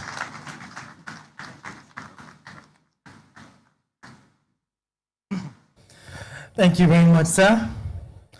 Incidentally, the next person to give a goodwill message, I think she's the daughter of Alhaji Rabiu Isiaka Rabiu. Incidentally, please put your hands together for Halima Rabiu, who is a project manager of the EDC of the Pan-Atlantic University, Lagos. Please put your hands together for Halima Rabiu as she gives a goodwill message on behalf of her DG. Thank you. So I think it runs in the blood. Good afternoon, everyone. I stand on existing protocols. So my name is Halima Rabiu, and I'm the project manager at the Enterprise Development Center. We're situated in Lagos, Nigeria, but we have reach across Nigeria. So we are focused on building the capacity of small and growing businesses. So on behalf of Enterprise Development Center, we're honored to extend our warmest greetings and heartfelt congratulations to the convener, Malan Nasir El-Rufai, CON, and the organizers, partners, and participants of the AREWA Tech Fest 2025. This gathering is a testament to the incredible innovation, resilience, and untapped potential of Nigeria's youth. At EDC, we're proud to have strategically collaborated with the Katsina state government under the Transforming Nigerian Youth Program, a partnership that has empowered 1,305 young women through practical training, digital and financial literacy, entrepreneurship, and business growth strategies. This initiative under the partnership with the MasterCard Foundation is building the next generation of young entrepreneurs who are building resilient businesses and not only participating in the economy, but also transforming it. Katsina has been a beacon of progress in this journey, demonstrating what is possible when public and private partnerships come to play and being aligned with the same goals. From equipping young people with 21st century skills to fostering an enabling environment for innovation and enterprise growth, we are seeing remarkable outcomes from powerful stories of transformation. And as we celebrate innovation and technology today, we reaffirm our commitment to deepening our impact across northern Nigeria, especially across Nigeria as well. And in Katsina alone, within the next few months, we plan to train 3,000 young women, including people living with disabilities, on digital literacy and entrepreneurship. Together, we can build a future that is not only bright for young Nigerians, but also one that we can lead creatively, boldly, and thrive sustainably. Thank you very much, and we wish you all impactful convening. Thank you. Thank you. Thank you very much. Halima, please let's appreciate Halima. Like we mentioned earlier, there are two parallel classes going on in the halls, and one is being facilitated by Sudo Africa, and the other one is facilitated by Sabu Capital. It's very, very important that you attend these classes because the facilitators, don't come often.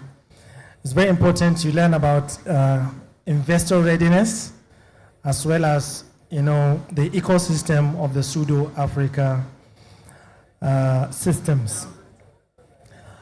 In the next 5 minutes, we are going to listen to a young and intelligent crypto CEO.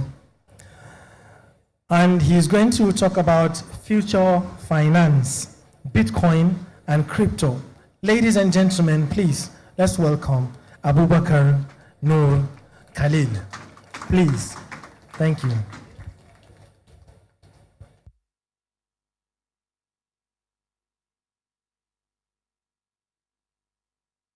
How do I tell him to put it? How do I tell him to put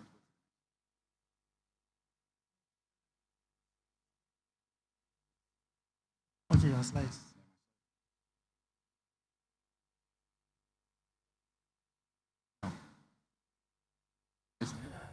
Okay, please put up his slides. Put up his slides. I think you can start then. Testing, 1 Bitcoin, 2 Bitcoin. I like to stand on existing protocol.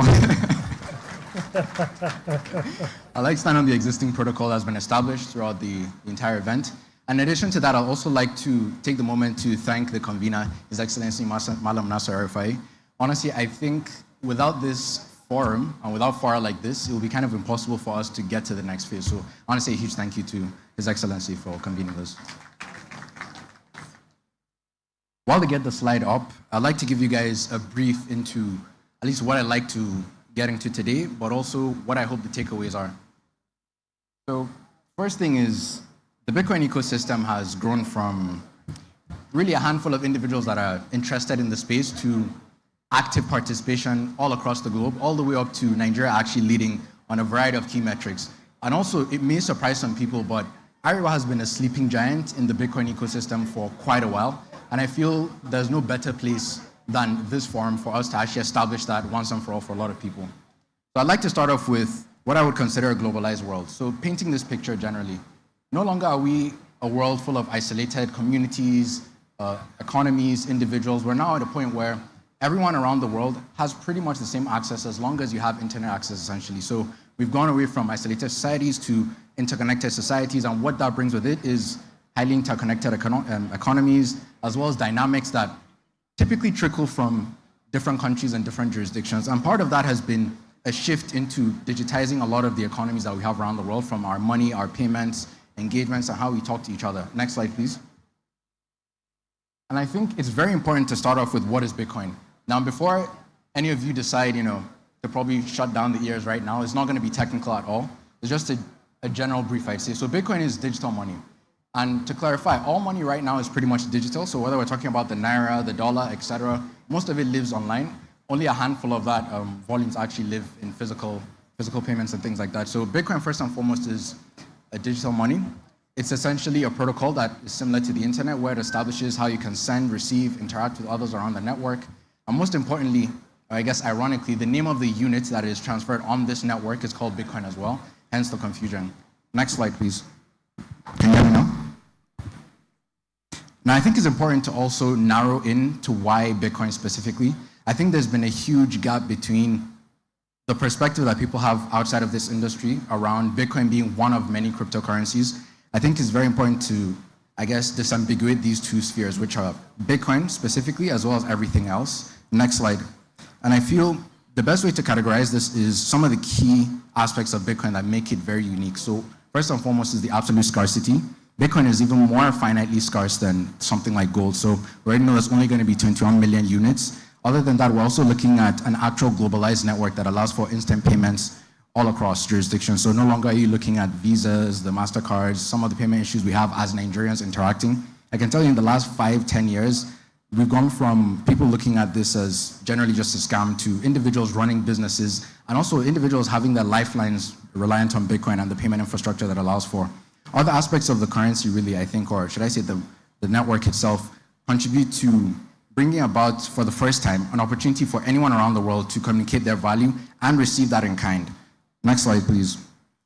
But along this journey too, I think it's very important to note that while there are other cryptocurrencies in the space, Bitcoin has positioned itself and continued to show itself in terms of the network effects it has, the deep markets of liquidity, but also the long-term focus that both its developers that run the code, as well as the market stakeholders show in terms of having a long-term projection on development and how you can collaborate as kind of a society to the biggest problem we have, which is money.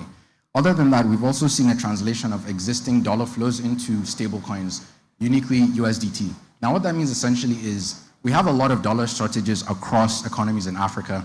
And the biggest innovation that's happened outside of Bitcoin in the cryptocurrency space has been stable coins, which are essentially digital tokens that are pegged one-to-one to the dollar. So essentially, you can think of it as the dollar equivalent on the blockchain for US dollars. And with that has brought a lot of volumes that were typically locked out in essentially seeking out that liquidity, which is no longer around. So USDT has become an avenue for translating all that extant demand in US dollars. Next slide, please.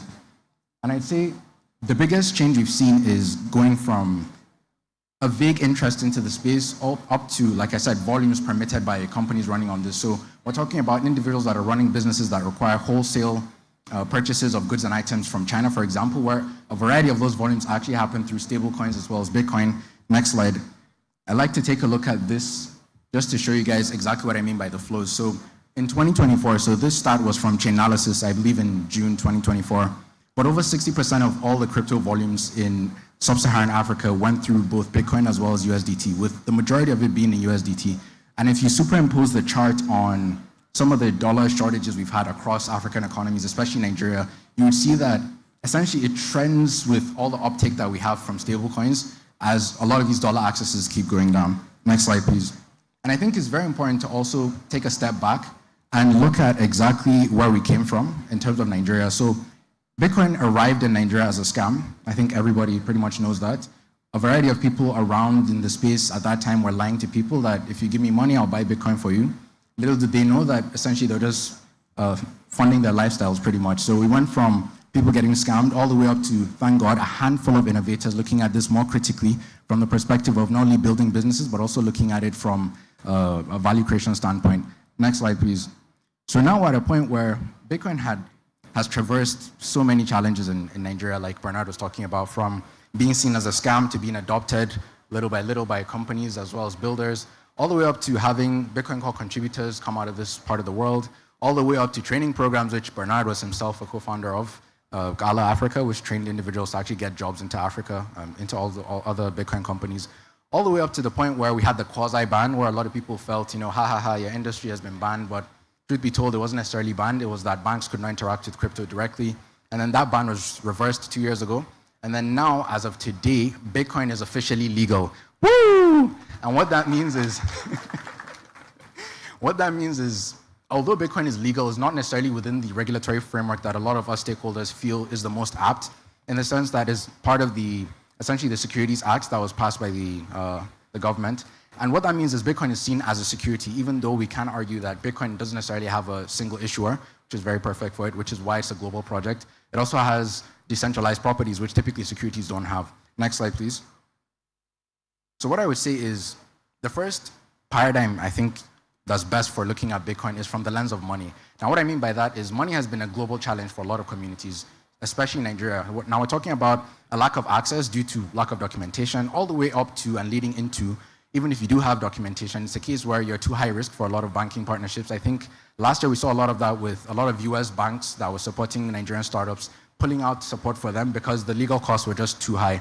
Now we have a situation where a lot of those companies have realized there's now technology for them that puts them not only at a good level of banking with their counterparts in what you call the global north, but also at a better advantage in the sense that they now have an access to a monetary network that's global and instant and cheap, I should say. So I'll give an example. If you look at just generally flows that come across in the network, we've seen anywhere from $2 being sent at pretty much no cost, all the way up to billions of dollars being sent for typically like $1 or even a few cents, which is impossible to do in any sort of other monetary rail.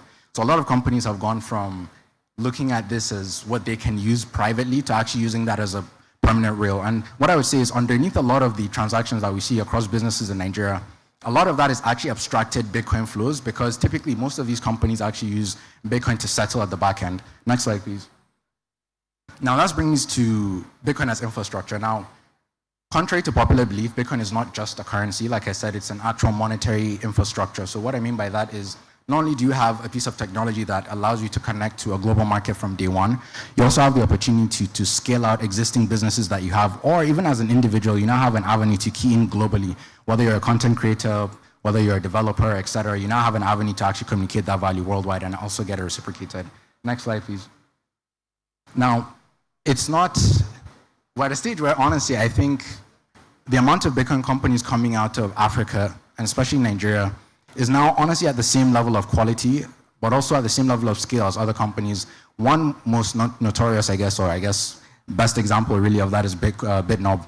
And the reason why I bring up BitNob is BitNob has gone from just being, an isolated startup in the Bitcoin space to not only rivaling competition globally, but also rivaling volumes and also kind of infrastructure that they build. Because unlike other companies, they actually rely on their own infrastructure and also support other companies. Next slide, please.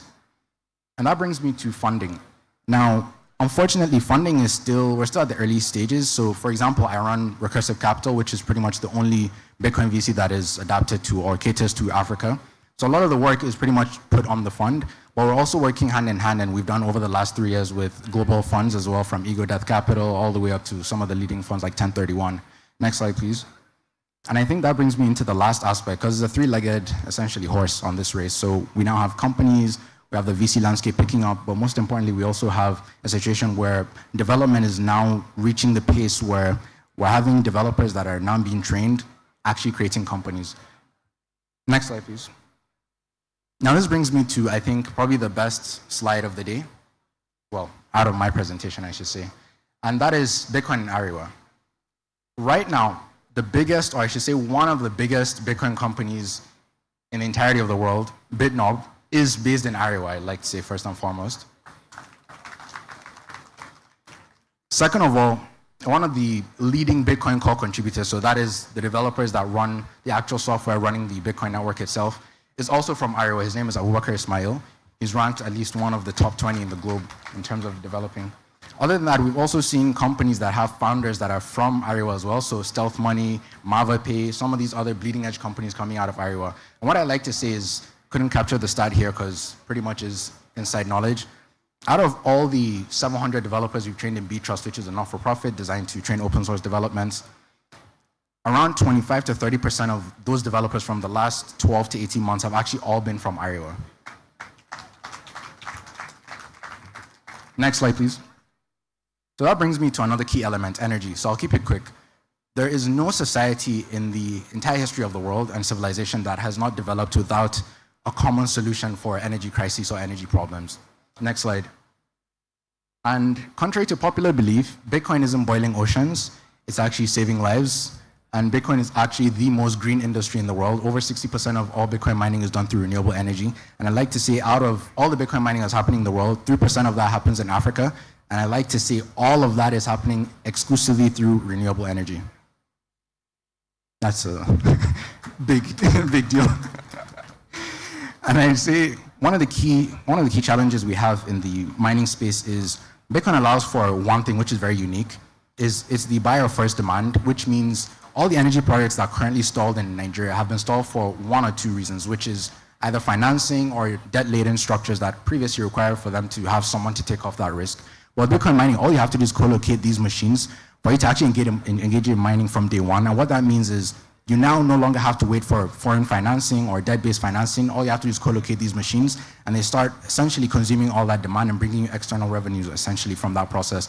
And what you do, and which is a strategy we've seen across Africa, is all that demand that has been taking 100% by the miners get gradually reduced down as local demand is being increased due to infrastructure that's being built based on revenues from this activity. So I say one of the main primary uses of Bitcoin mining has been electrifying rural communities, especially in parts like Eastern Africa, with now some of that coming into Nigeria. Next slide, please. Next slide. Now, just to keep it brief, we're at a point where we can now see some of the foundational steps, or I should say infrastructure, for us to go from not just being part of, I guess, the story around the world in terms of Bitcoin, the future of finance, but we're also driving that conversation, like I said, across key areas. So company creation, the Bitcoin VC as well, things around developers especially. So we're at a point where we either have two options really. One is we pretty much ignore all this innovation happening, which definitely this forum is not for that. Two is to ensure that we coordinate, collaborate, and also constructively build out what we already have, because we're not starting from scratch, which is very unique. Next slide, please. And that brings me to my, I guess, semi-final point, which is, where do we go from here? You've heard everything I have to say with regards to the space, painted a large, broad image pretty much, and what I would say is there's no bigger catalyst to change and economic development than opportunity.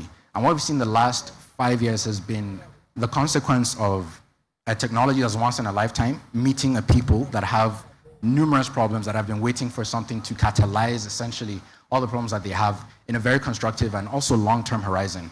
So I'd say really what comes next is further collaboration and engagement between not only existing stakeholders, but people that have previously been shy, because not only has the ecosystem been wide and open now that everything has been legalized, but we already have a kind of a launch pad for us to go from where we are right now to even providing essentially a lot of Nigeria's GDP coming from this industry, which I feel is going to be the case. Next slide, please. So in case you're wondering, Abubakar, I've heard everything, how do we get started? So what I decided to do is essentially break down how you could engage this ecosystem constructively. So I say for all the developers in the crowd, we can start from some of the work that we've done at B-Trust, whether it comes to the pathways we've designed, which has been a long time coming. A lot of people ask the same question, how do we get started? So we kind of broke it down into 5 aspects, so from all the way from beginner levels all the way up to contributing to Bitcoin. And then in terms of those that are seeking funding, so let's say you're an existing developer, which we have quite a lot of them in AREWA, we provide grants, and previously we announced a couple of grants from last year all the way up to this year, where again, like I said, around 40-50% of that funding too has gone to developers from AREWA, which has been pretty impressive.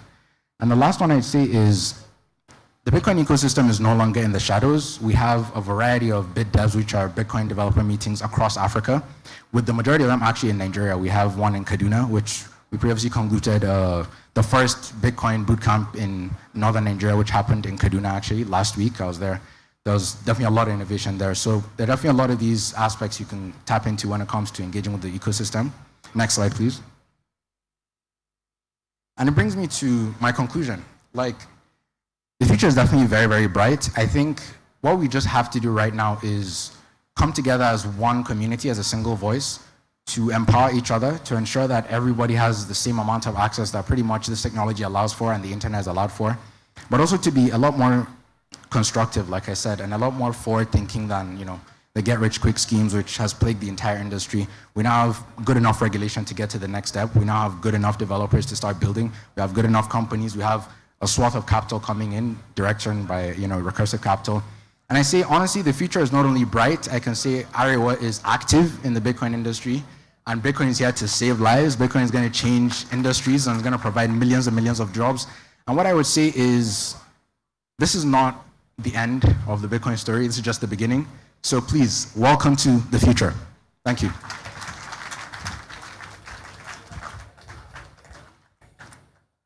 Please, if you're a young man in this house and you like what this very young person did, please let me hear an applause, a very loud one, please.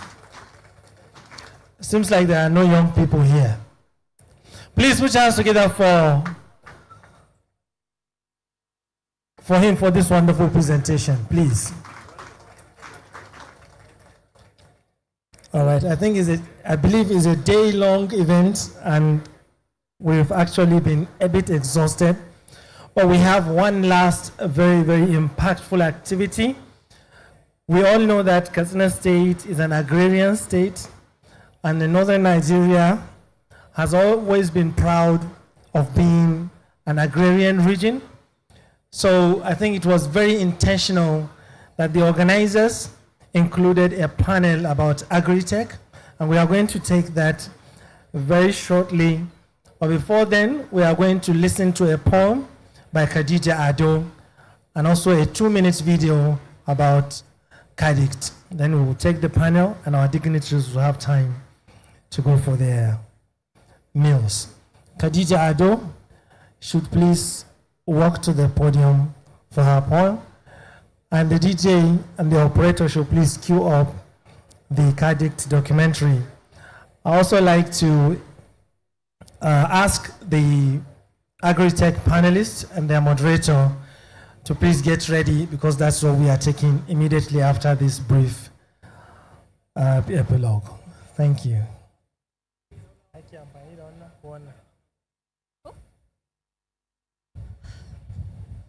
Assalamu alaikum wa rahmatullah. Standing on all protocols duly observed. My name is Khadija Ado Usman. I am a rising poet and a spoken word artist. I will be presenting Tech Innovation as the title of my spoken word piece. It goes like this. I tripped, I fell, the middle?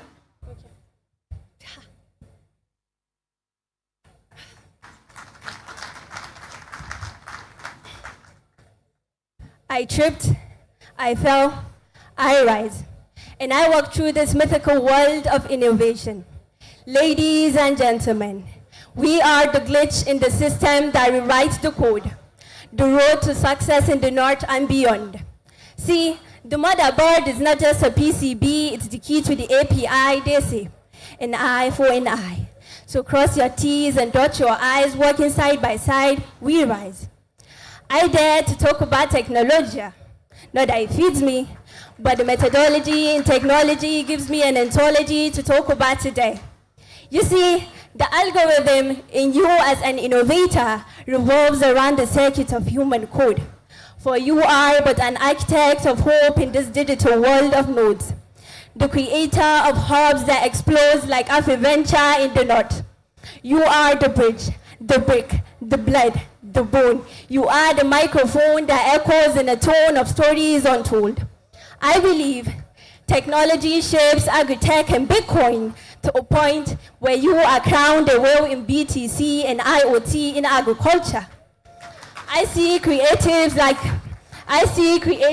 Verdant, CC Hub, Hubs like Startup AREWA, for AREWA is not just my motherland. It is the holder of the Sarewa, the Batak AREWA, the Tsawon Busawa, sai dai ta ƙara jajircewa, for she cannot be a barrier, but rather a carrier, the mother of kirkiran carriers.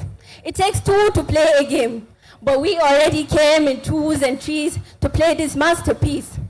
They say technology is a powerful tool, but it's only as meaningful as the lives it touches, the beauty it launches in brushes of opportunity.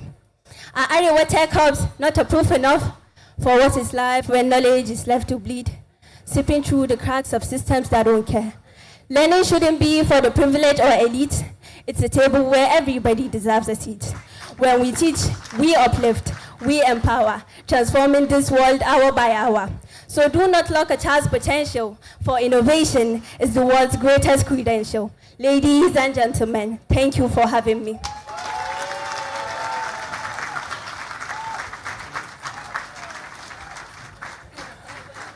Yes. You can go and take a picture with the convener. I think you've earned yourself a standing ovation.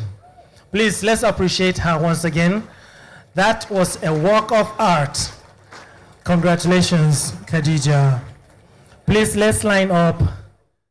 Okay, I think her mother is here. Let's appreciate her. Please join the picture. I think you have raised an architect of words. Please cue up the video, the Kajit documentary, and play it now, please.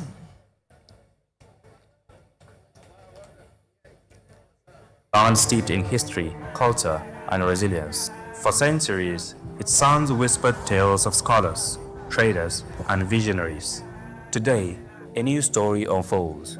From the echoes of the past emerges a symphony of innovation.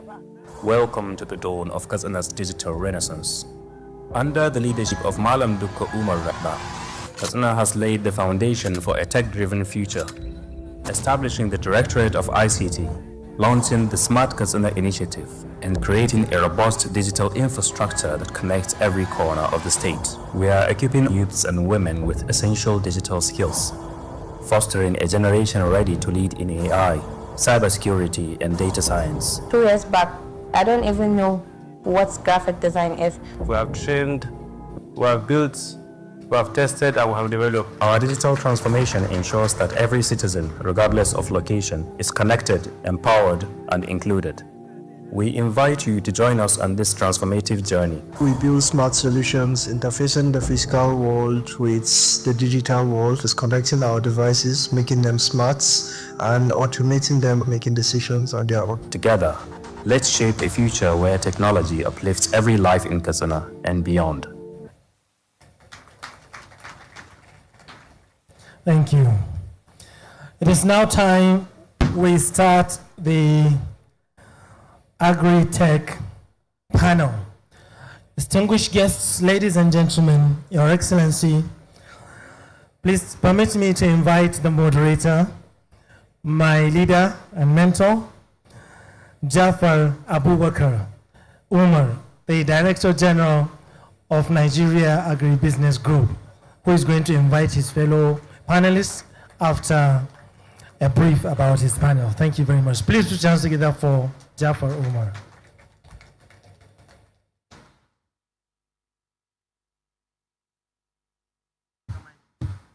No, it's fine, thank you. Good evening, Your Excellency, the convener, distinguished ladies and gentlemen. As introduced, my name is Jafar Abubakar Umar. I'm the Director General of the Nigeria Agribusiness Group. And it is quite a pleasure and indeed an honor to be in this very, very important event. It's quite interesting that we are following Abubakar Khalil with all the techie discussions around Bitcoin and BitNob and tech. But at the end of the day, everybody must chop. We must all eat. So it is indeed my pleasure to moderate this very important session. The AgriTech panel topic we'll be discussing today is tagged Revolutionizing Agriculture with Technology, Scaling Innovations for Food Security in Northern Nigeria, and we will explore how technological information can transform the agri sector in Northern Nigeria especially. by enhancing productivity, improving livelihoods, and ensuring long-term food security. This session would highlight scalable AgriTech solutions, local success stories, and the ecosystem needed to support sustainable agricultural transformation in the region. To help me do justice to this very important topic, ladies and gentlemen, please help me in welcoming these distinguished individuals, starting with Alhaji Muhammad Abu Ibrahim, the Executive Secretary and CEO of the National Agricultural Development Fund. Please put your hands together for Alhaji Muhammad if he's here. Following him is my very good friend and distinguished personality in the person of Dr. Zainab Lawal Gwadebi, CEO of the Seed Project. Please your hands together for her. Next on the list is Alhaji Sadiq Falalu, MON, MD of Falgates Nigeria Limited. Please join us. May I also invite Alhaji Farouk Mohammed Alatu, the Managing Director of Alzira Tech. Last but not least, Alhaji Taslim Mohammed Iya, the Technical Director of the Chad Basin River Authority. Alhaji Taslim is here. Please, a round of applause for him. He's here to join us.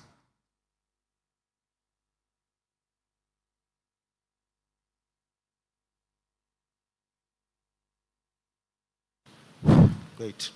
Thank you, ladies and gentlemen, for joining us. We will try to make this panel as snappy and as brief as possible so that we can keep the attention span of our audience. Let me start with the lady in the house, Dr. Zainab Gwadebi. As a leader in agri-innovation, how is the Seed Project Limited using technology to improve productivity, access to quality inputs, and outcomes for farmers in northern Nigeria? Thank you, Jafar. Good afternoon, ladies and gentlemen. I like the fact that you mentioned last, everyone must chop. So I believe we are the most important people in this room today. So I remember a few years ago, my sister Mariam, that just finished a panel, she said, Zainab, what can we do together? And I said, hanya jirgi daban ta mota daban. Agric, technology. Two separate things. Yes, two different things. So today, I'm here talking about AgriTech. At the Seed Project, a typical farmer, when you see a typical farmer and you mention, how can you leverage on technology as in agriculture? A typical farmer will tell you, I don't have anything to do with agriculture. But in reality, technology doesn't have to be tapping on the computers and doing all the technical stuff. As a seed company, we leverage on technology. We are seed producers. We produce seeds that you plant. So what we do is we produce seeds that are climate resilient. It's technology, right?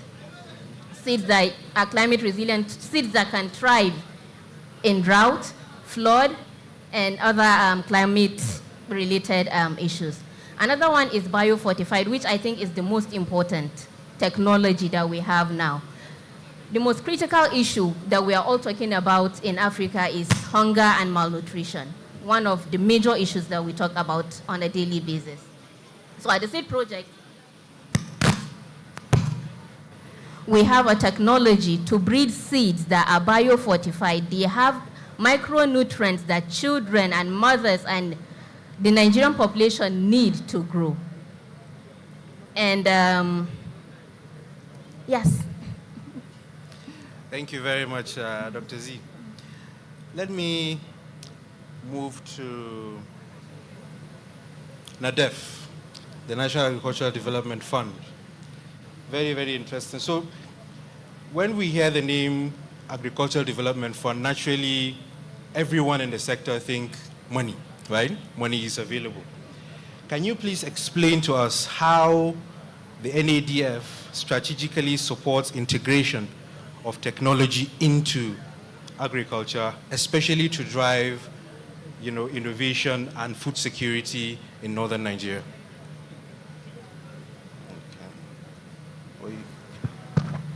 Thank you, Jafar. Just before I get into it, permit me to just apologize to the convener and to the audience of the inability of my boss to be here in person. So my name is Nasser Ngawa, and I am representing Mohammed Abu Ibrahim. The National Agricultural Development Fund, as you said, is a fund that was recently set up to provide inclusive financing. The narrative for many years has been that financing for agriculture has been very, very limited. There has been the Mobutu Declaration where African governments have come together to say that they are dedicating 10% of public spending, their budgets, to the sector, but that has not happened. So NADF is Nigeria's latest ingenuity in trying to fill up that gap for agriculture inclusive financing. Just as an introduction. To answer your question, the NADF has been very specific and targeted as a new fund in terms of the space that it plays. So in areas where it has enough resources, it has enough technical know-how, it has intervened directly. In areas where it does not have the technical know-how, limited resources, it has partnered with other institutions and other organizations. The first example is the NADF is currently working with the Federal Ministry of Communications and Innovation on what they call the 4IRTA, which is the Fourth Industrial Revolution Project.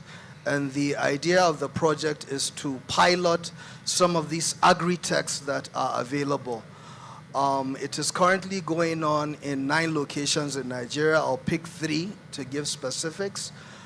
There's one that's going on in Lagos where poultry is being looked at through IoT. And the idea is with those IoT sensors, you are able to do things like monitor water levels, take temperatures inside the room of where those layers are. You are able to make sure that if the water levels are low, through those sensors, they trigger irrigation systems that provide the water. That's one of the projects. The other project is in Abuja, where blockchain technology is being used to monitor livestock. So where you have traceability systems in cows, to be precise. There's another one that is in Uyo, in Ibadan, around crop production. And for that one, what they're doing is they're piloting UAVs, or manned aerial vehicles. And what they do is they have sensors attached to them, and those sensors have the ability to do precise input applications, so things like fertilizer. So again, there are 9 of these sites going on right now. The partnership is between the Ministry of Communication through NITDA with NADF. Maybe to look at more specifics around northern Nigeria, we are also working with Niger State through one of their companies called Niger Foods, where the NADF has provided 2.5 billion naira as a matching loan investment for primary production. The Niger State has provided the counterpart of that 2.5. Because these are public funds, what the NADF has done is it has deployed an M&E consultant that is monitoring this primary production. And again, in doing that, they're using technology, they're using UAVs to do things like take soil samples, so features of the soil. What that does, it allows you to predict the nutrients in the soil. That way you can also predict the yield coming out of that. Again, these are all measures that are taken with technology to make sure that investments are safeguarded and that kind of thing. Maybe just to make reference to an earlier speaker that talked about Kaduna State, where there was the ginger blight. the NADF has also come in to intervene in Kaduna State to see how we can support crop rotation. And one of the technologies we've used in Kaduna State is around field mapping. We've used technology to make sure that we do not overinvest. So one of the companies that we're working with in Kaduna on that project is a company that bought over the Kaduna Ginger factory. We're partnering with them on 56 to 44% ratio. And what we've done is, after they have provided the 120 hectares of investment, we were able to use technology to go in there to confirm that the actual field is about 120. Thank you. Okay. Yes, thank you very much, Nasser. That was very interesting. I will come back to you to get a bit more details. Let me quickly apologize to Abdul Salam, and let me recognize you. Abdul Salam Umar is the CEO and the founder of Matura Agro. You're welcome to this panel. Thank you for joining us. I'll get to you in a second. Taking a cue from NADF, Sadiq Falulu. So as a private sector player, can you briefly tell us how you've integrated technology into your day-to-day operations, and how has that improved production and possibly even efficiency in your operations?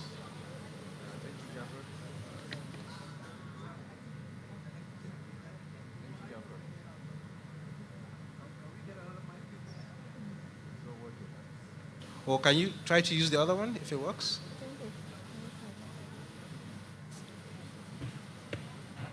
We need another mic. Okay. It's working now. Okay, good. Thank you, Jafar. I'm right-handed, but you're making me to become left-handed. That's fine. Okay, thank you. I think basically in our own operations, we're into rice processing, as you may know. Oh, I can use it. You mind if I use it? Maybe it'll be better. Okay. Okay, perfect. Yeah. So we're into rice processing, farming, a bit of mechanization of recently. I just heard, I think I've seen your company around, Seed Project or something. So it's interesting to know that there's a bit of research to do with, fortification of rice. That's an amazing technology, actually. So in our own particular field, what we're doing, we started with processing, and we saw an opportunity to actually involve backward integration in our operations. So no way, no how today the world is turning into something else. Agriculture, in its sense, it's actually, I remember in primary school, it's called agri-science actually, not agriculture. So a lot of our farmers are so interested in the culture and they forget the agri-science part. Yeah. So, and science is technology. So today in our own operations, we have a lot of, technologies that we use, apps that we use in terms of mapping out our farmers, their farmland. Not just that, but we also use that in terms of monitoring their operations to see their crop. There are a lot of apps today that are open source even. We use some of the apps, Ag PhD, we use them. You can take a picture of the crop and see the type of, maybe disease that it has. So these are all available in our fingertips today with our smartphones. Anyone that has a smartphone today has access to, tech. We identified a niche, not just us, I'm sure others have, in terms of harvesting. So we're in the rice business, so we focused and invested a lot in combine harvesters today. We have a fleet of them. We take them to different locations, Kano, Taraba, Adamawa, and all places. And these combines, if you go to the particular farmer's location, we have an app that would map out the particular farmer's farm. Our combine is there, we know the location, and it can easily generate the data for us, how many hectares it harvested. We're working towards seeing, okay, look, if we harvest this particular hectareage, what was the output for that particular farmer? So temporarily, we're doing physical count in terms of the bags. To look a little bit forward as well, we have an outgrowers program, particularly in Kaduna, that we do, maize outgrowers program. Our farmers today, we've indoctrinated them into using technology to, also give us feedbacks. In the past, it's difficult. We need to send out field officers to take data from them. And we realized that this data is quite important in terms of analysis to see. This year, we've seen an incredible reduction in farming activities, to be honest with you. So we're doing a lot of analysis to see, okay, what's the cause of all this, the cause and effect. And you can literally tell that, okay, a lot of farmers are looking at the high cost of inputs. So we're looking at how can we bring in a system for them whereby we can make that a little bit more affordable. So in one of the things we're working with is the farmers can easily go on their mobile phones and put in their request for what they need for their farm. And if it tallies with our own system, we provide that for them. Okay. So that scales all the way to our factory operations as well. Nice. In our factory operations of recently, I became an automation enthusiast of recent. So we've been working a lot towards, bringing in a lot of AI technology to see how we can automate our complete line of production process. I was in China last year, and I think I visited a plant similar to mine, and it was run by just one individual. I run that same type of plant with over 200 staff. So, well, I'm not planning to, lay off my staff, but the efficiency that comes with that, it's next to nothing, to be honest. So we're working with a few tech companies in China right now presently to see how we can integrate that similar system in our own production line processes. Okay. Yes, thank you very much. That's quite impressive. So let me quickly run to Al-Zira'a now. You've seen, or rather you've heard, from Sadiq, and we've heard from Nasir Ngawa as well, around some of the technologies that are out there. Of particular interest to me is how northern Nigerian farmers, a lot of our small scale, as they call them, farmers, given our dependency on rain-fed agriculture, this technology as described by Sadiq, predicting rainfalls, and I hear that this year there's going to be a 21-day dry stretch, right? How is your company, which is also, big in tech, also creating solutions for small-scale farmers or other agribusinesses around the region to improve efficiency and especially food security? Okay, so thank you. One of the first things that we did was to look at the gap that is in the agricultural sector. If we look at most of those well-developed industries like manufacturing, transportation, and logistics, let's say other more petroleum, they all have what is called an ERP, an enterprise resource planning tool, which basically is a one-stop shop for all of their departments to synergize and operate and work. Yeah. The first thing we did at AgriTech is we built the first farming ERP that has everything from task management, guidance, AI platform, weather, resource planning like he talked about, incident management, surveillance systems and whatnot. So this allows you as a farming entrepreneur to be able to be in Abuja, for example, and run your farm from Kaduna or London or US or wherever. So that's the first step we took. But then we looked at the Nigerian market and we saw that that is a niche thing for the top. Then we looked at, okay, what do we do for the bottom, the grassroots farmers, like you said? And we looked at the major problem in agriculture, which is the cost of agriculture. Cost of fertilizers, cost of pesticides and other inputs. So we opened a manufacturing wing and we started our Green Grow fertilizer, which is an organic fertilizer that is at par with anything that is out there in the market. It is almost a third the cost of urea and NPK per hectare, and it gives you amazing yields that anything else would. So we localized the solution, right? We looked at, first of all, technology is nice. All the gadgets are nice. We use it because we've backward integrated and we have our own farms. So it's nice to come and show people technology. But what do Nigerians need? They need food. So we first created that. Then we incorporated it to the technology with the guidance. So how do you do this cheap integrated organic farming? Here's the platform that shows you how to do it. If the guidance that we put together is not enough, we give you an AI platform that is powered by Gemini to answer any question, and we curated it right now for the northern Nigeria. So the AI is giving you answers specific to northern Nigeria.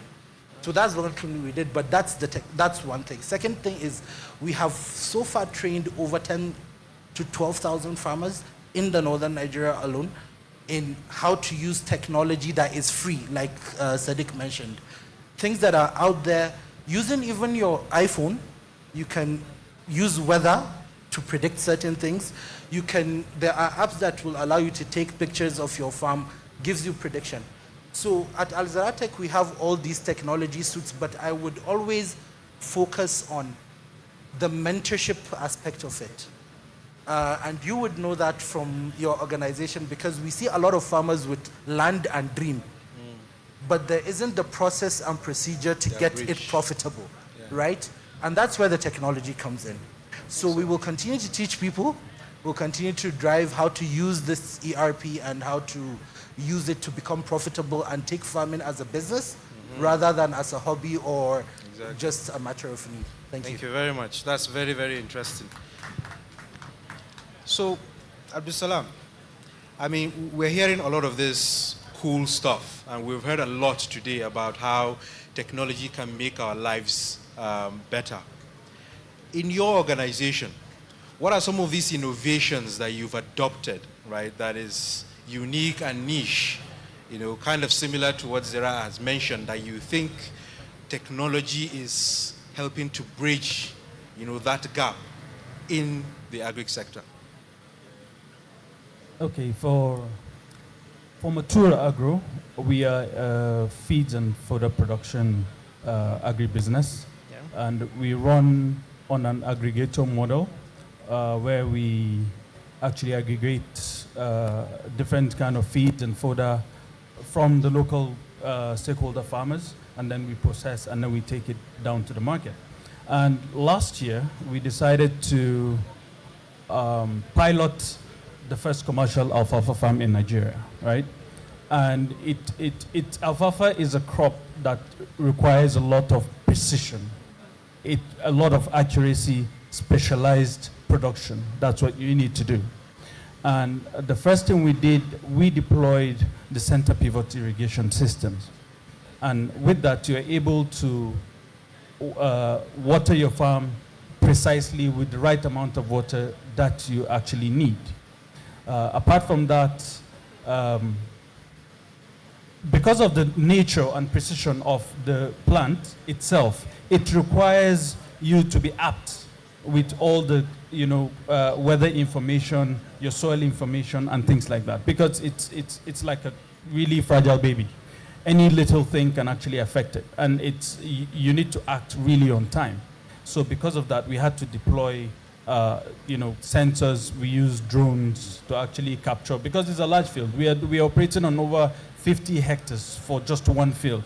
So we have to use drones to actually go overside to check what is happening. The different aspects of the soil. We need to check the soil salinity. We need to check the moisture content of the soil.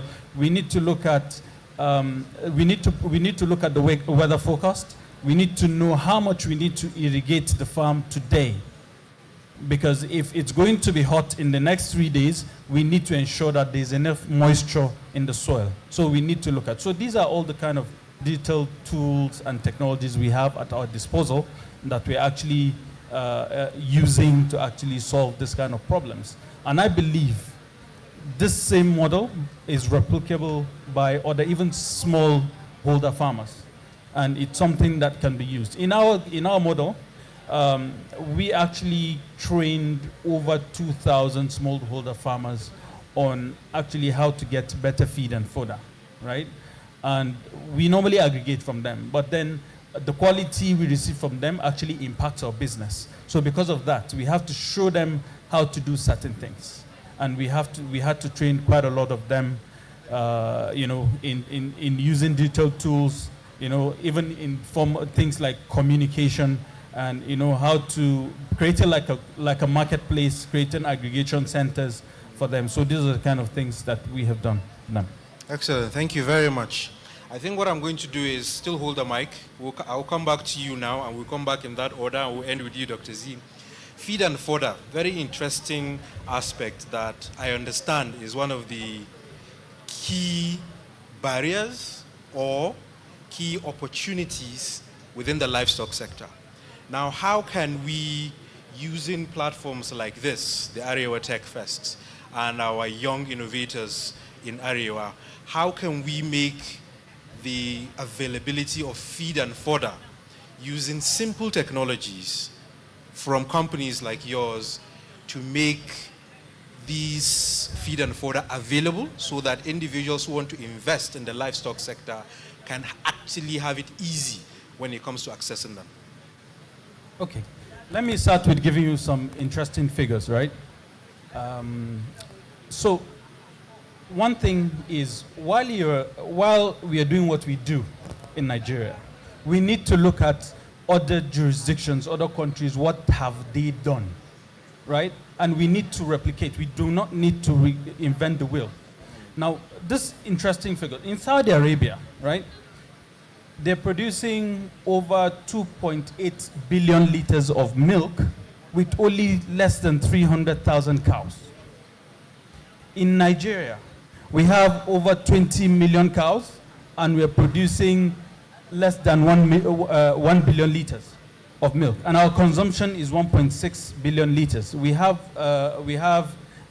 means that we have a deficit of about 60% deficit, So how are Saudi Arabia able to achieve this? They're doing it in a specialized way, right?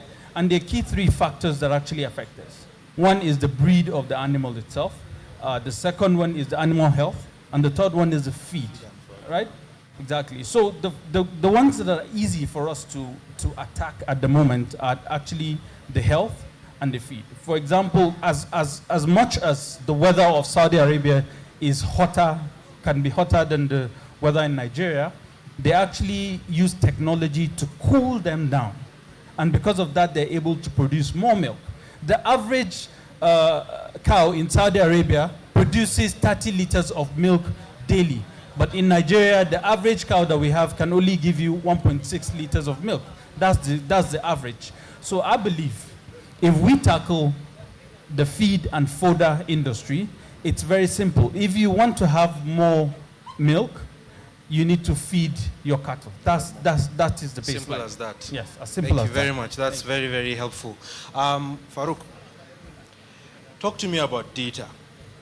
Now, right now, I was in a meeting sometime last week, and the individual was saying, if you're looking for data around farmers in Nigeria, we'll quote FAO, or we'll quote some foreign body, right, around data that ordinarily we should have at our fingertips. What role do you feel like platforms like hubs, tech hubs, innovation hubs, and the AgriTech community in AREWA can play to ensure that we adopt technology in a way that data becomes available and accessible to the private sector, especially agribusinesses like yourselves? So specific to organizations like this and events like AREWA Tech Fest, right? An ecosystem is the key to collaboration. So if we are building more ecosystems, not only the events like this, but the actual ecosystem where you have the development, which is in our case, the farmers, right? Those are the developers. And you have the off-takers, the aggregators like the Maturas and the Falgates. And then we have the technology platforms like ours. All collaborate and synergize. That is because I'll tell you, as a farmer, I need at least hourly data because I do integrated farming. Means I have crops, I have animals, I have fish, I have all that, right? Which means that real-time data is crucial to decision making, both at C-level and at management level, for smooth operation and even strategic decisions to be made. So what we can do right now is, rather than depending on the government alone, we already have these platforms. There are, at least in this fest, at least 3 or 4 agricultural technology platforms that I have spoken to. Let us collaborate and not reinvent the wheel like we've kept saying, and just have an API kind of relationship between the applications, where value can be transferred from one platform to another and translated into Hausa, please. Because we tech people, we always get fancy. We get fancy and we start using big words for Hausa people. We need to bring it back home. We need to use Hausa for Hausa people because they've been farming for thousands of years. So they know what they're doing. Lastly, we need to not retrain, but mentor people into understanding the value of data in decision making. Because you're saying it from a perspective of agriculture, and I'm hearing it from a perspective of a businessman, right? I couldn't do anything without my team right now. My team is everything for me. I would stop existing, and that's the same thing that a farmer needs. So not the farm owner using technology and the farm workers are not using technology. Train them to use the platform so that they can give you the real-time data that you need to make the decisions that you need to make. And that's how the way we will progress. Thank you very much. I think that's quite logical. Moving to you, Sadiq, and I wish the Honorable Minister was still here while we're having this conversation. But given that the convener is here, perhaps these are conversations we need to really ensure he listens come 2027, when certain things might start changing. The business environment and the policy environment that supports AgriTech, especially for agribusinesses like you. In your experience, how responsive are they and what changes need to be made to ensure that agribusinesses are able to thrive with the right ecosystem, the right digital infrastructure, and the right policy environment to ensure that agriculture and tech have seamless engagements?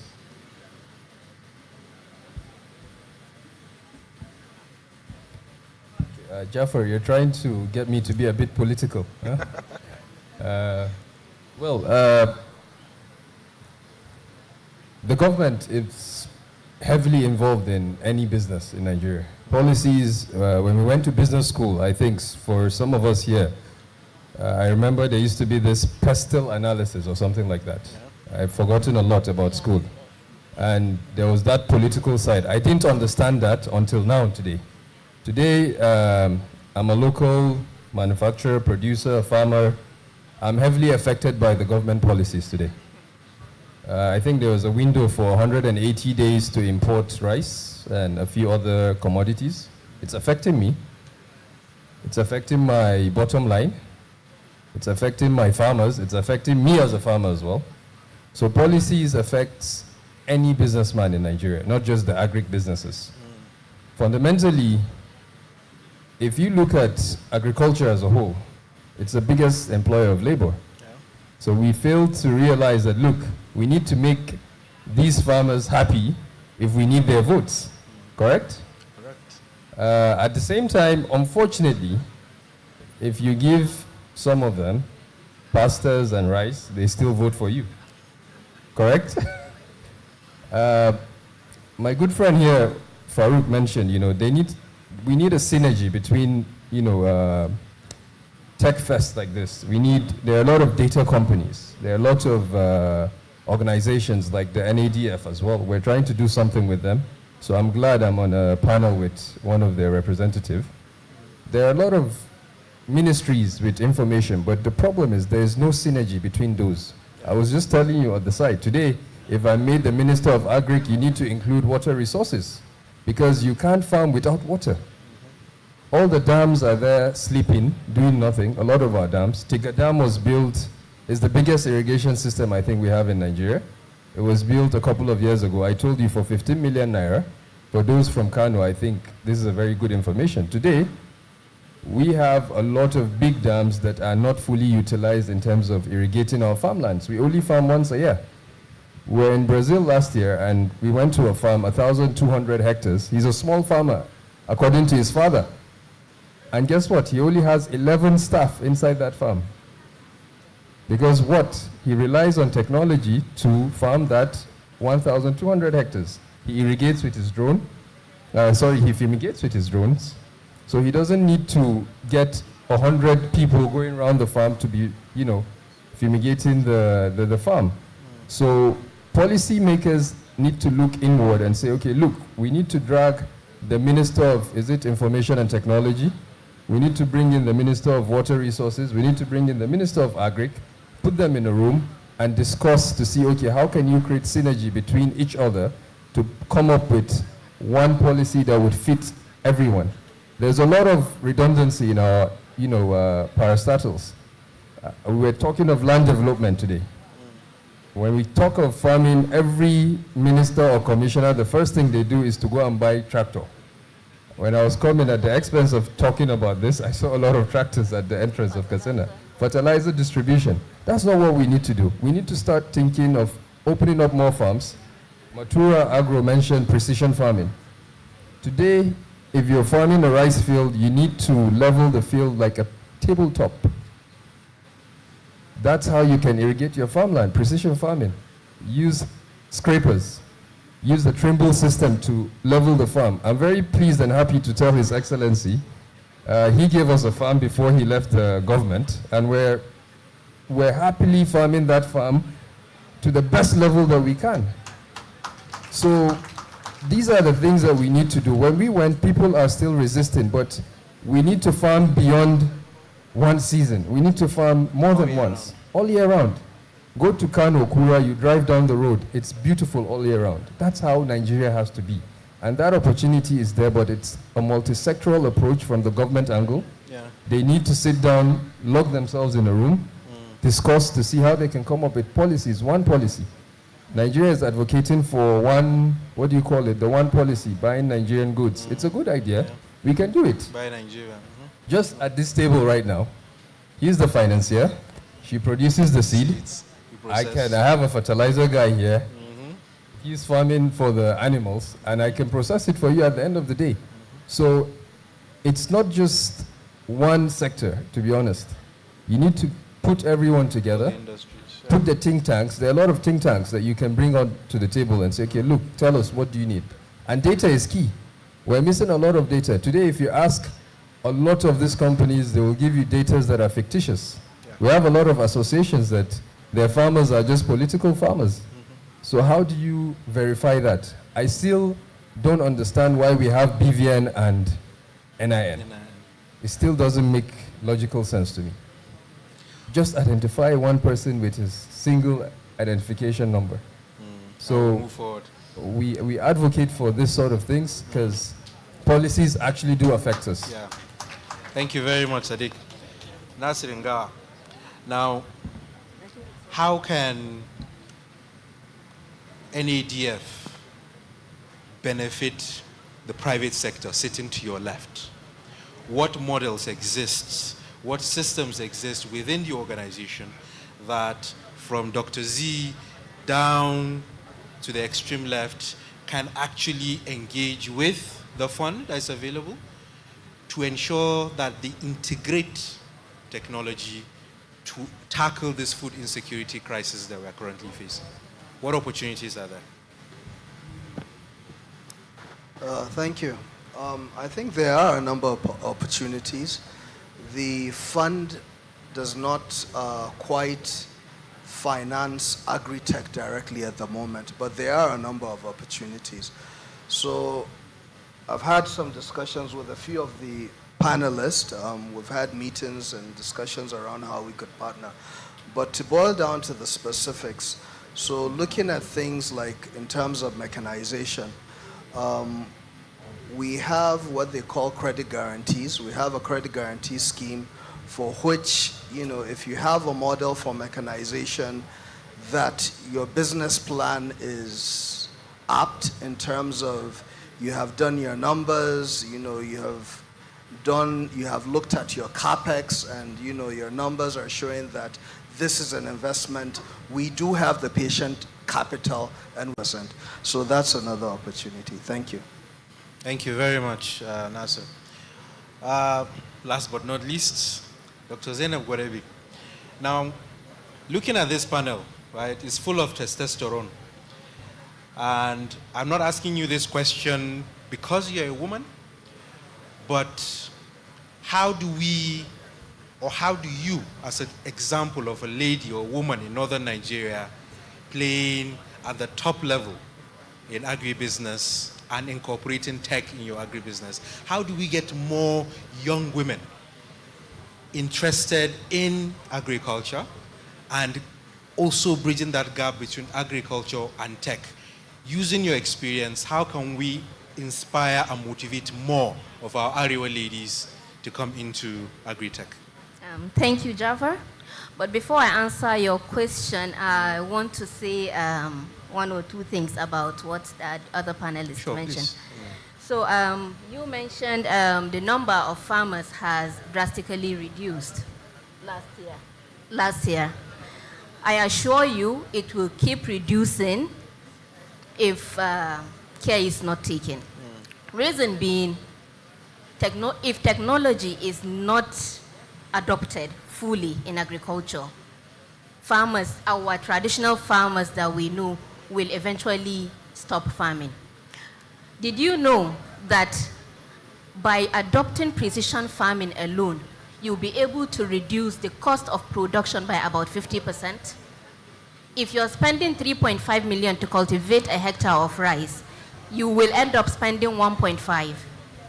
It will reduce, if you're using precision farming, it will reduce your water consumption by about 70%. So you can see how technology is pushing our traditional farmers away because they are not leveraging on these technologies.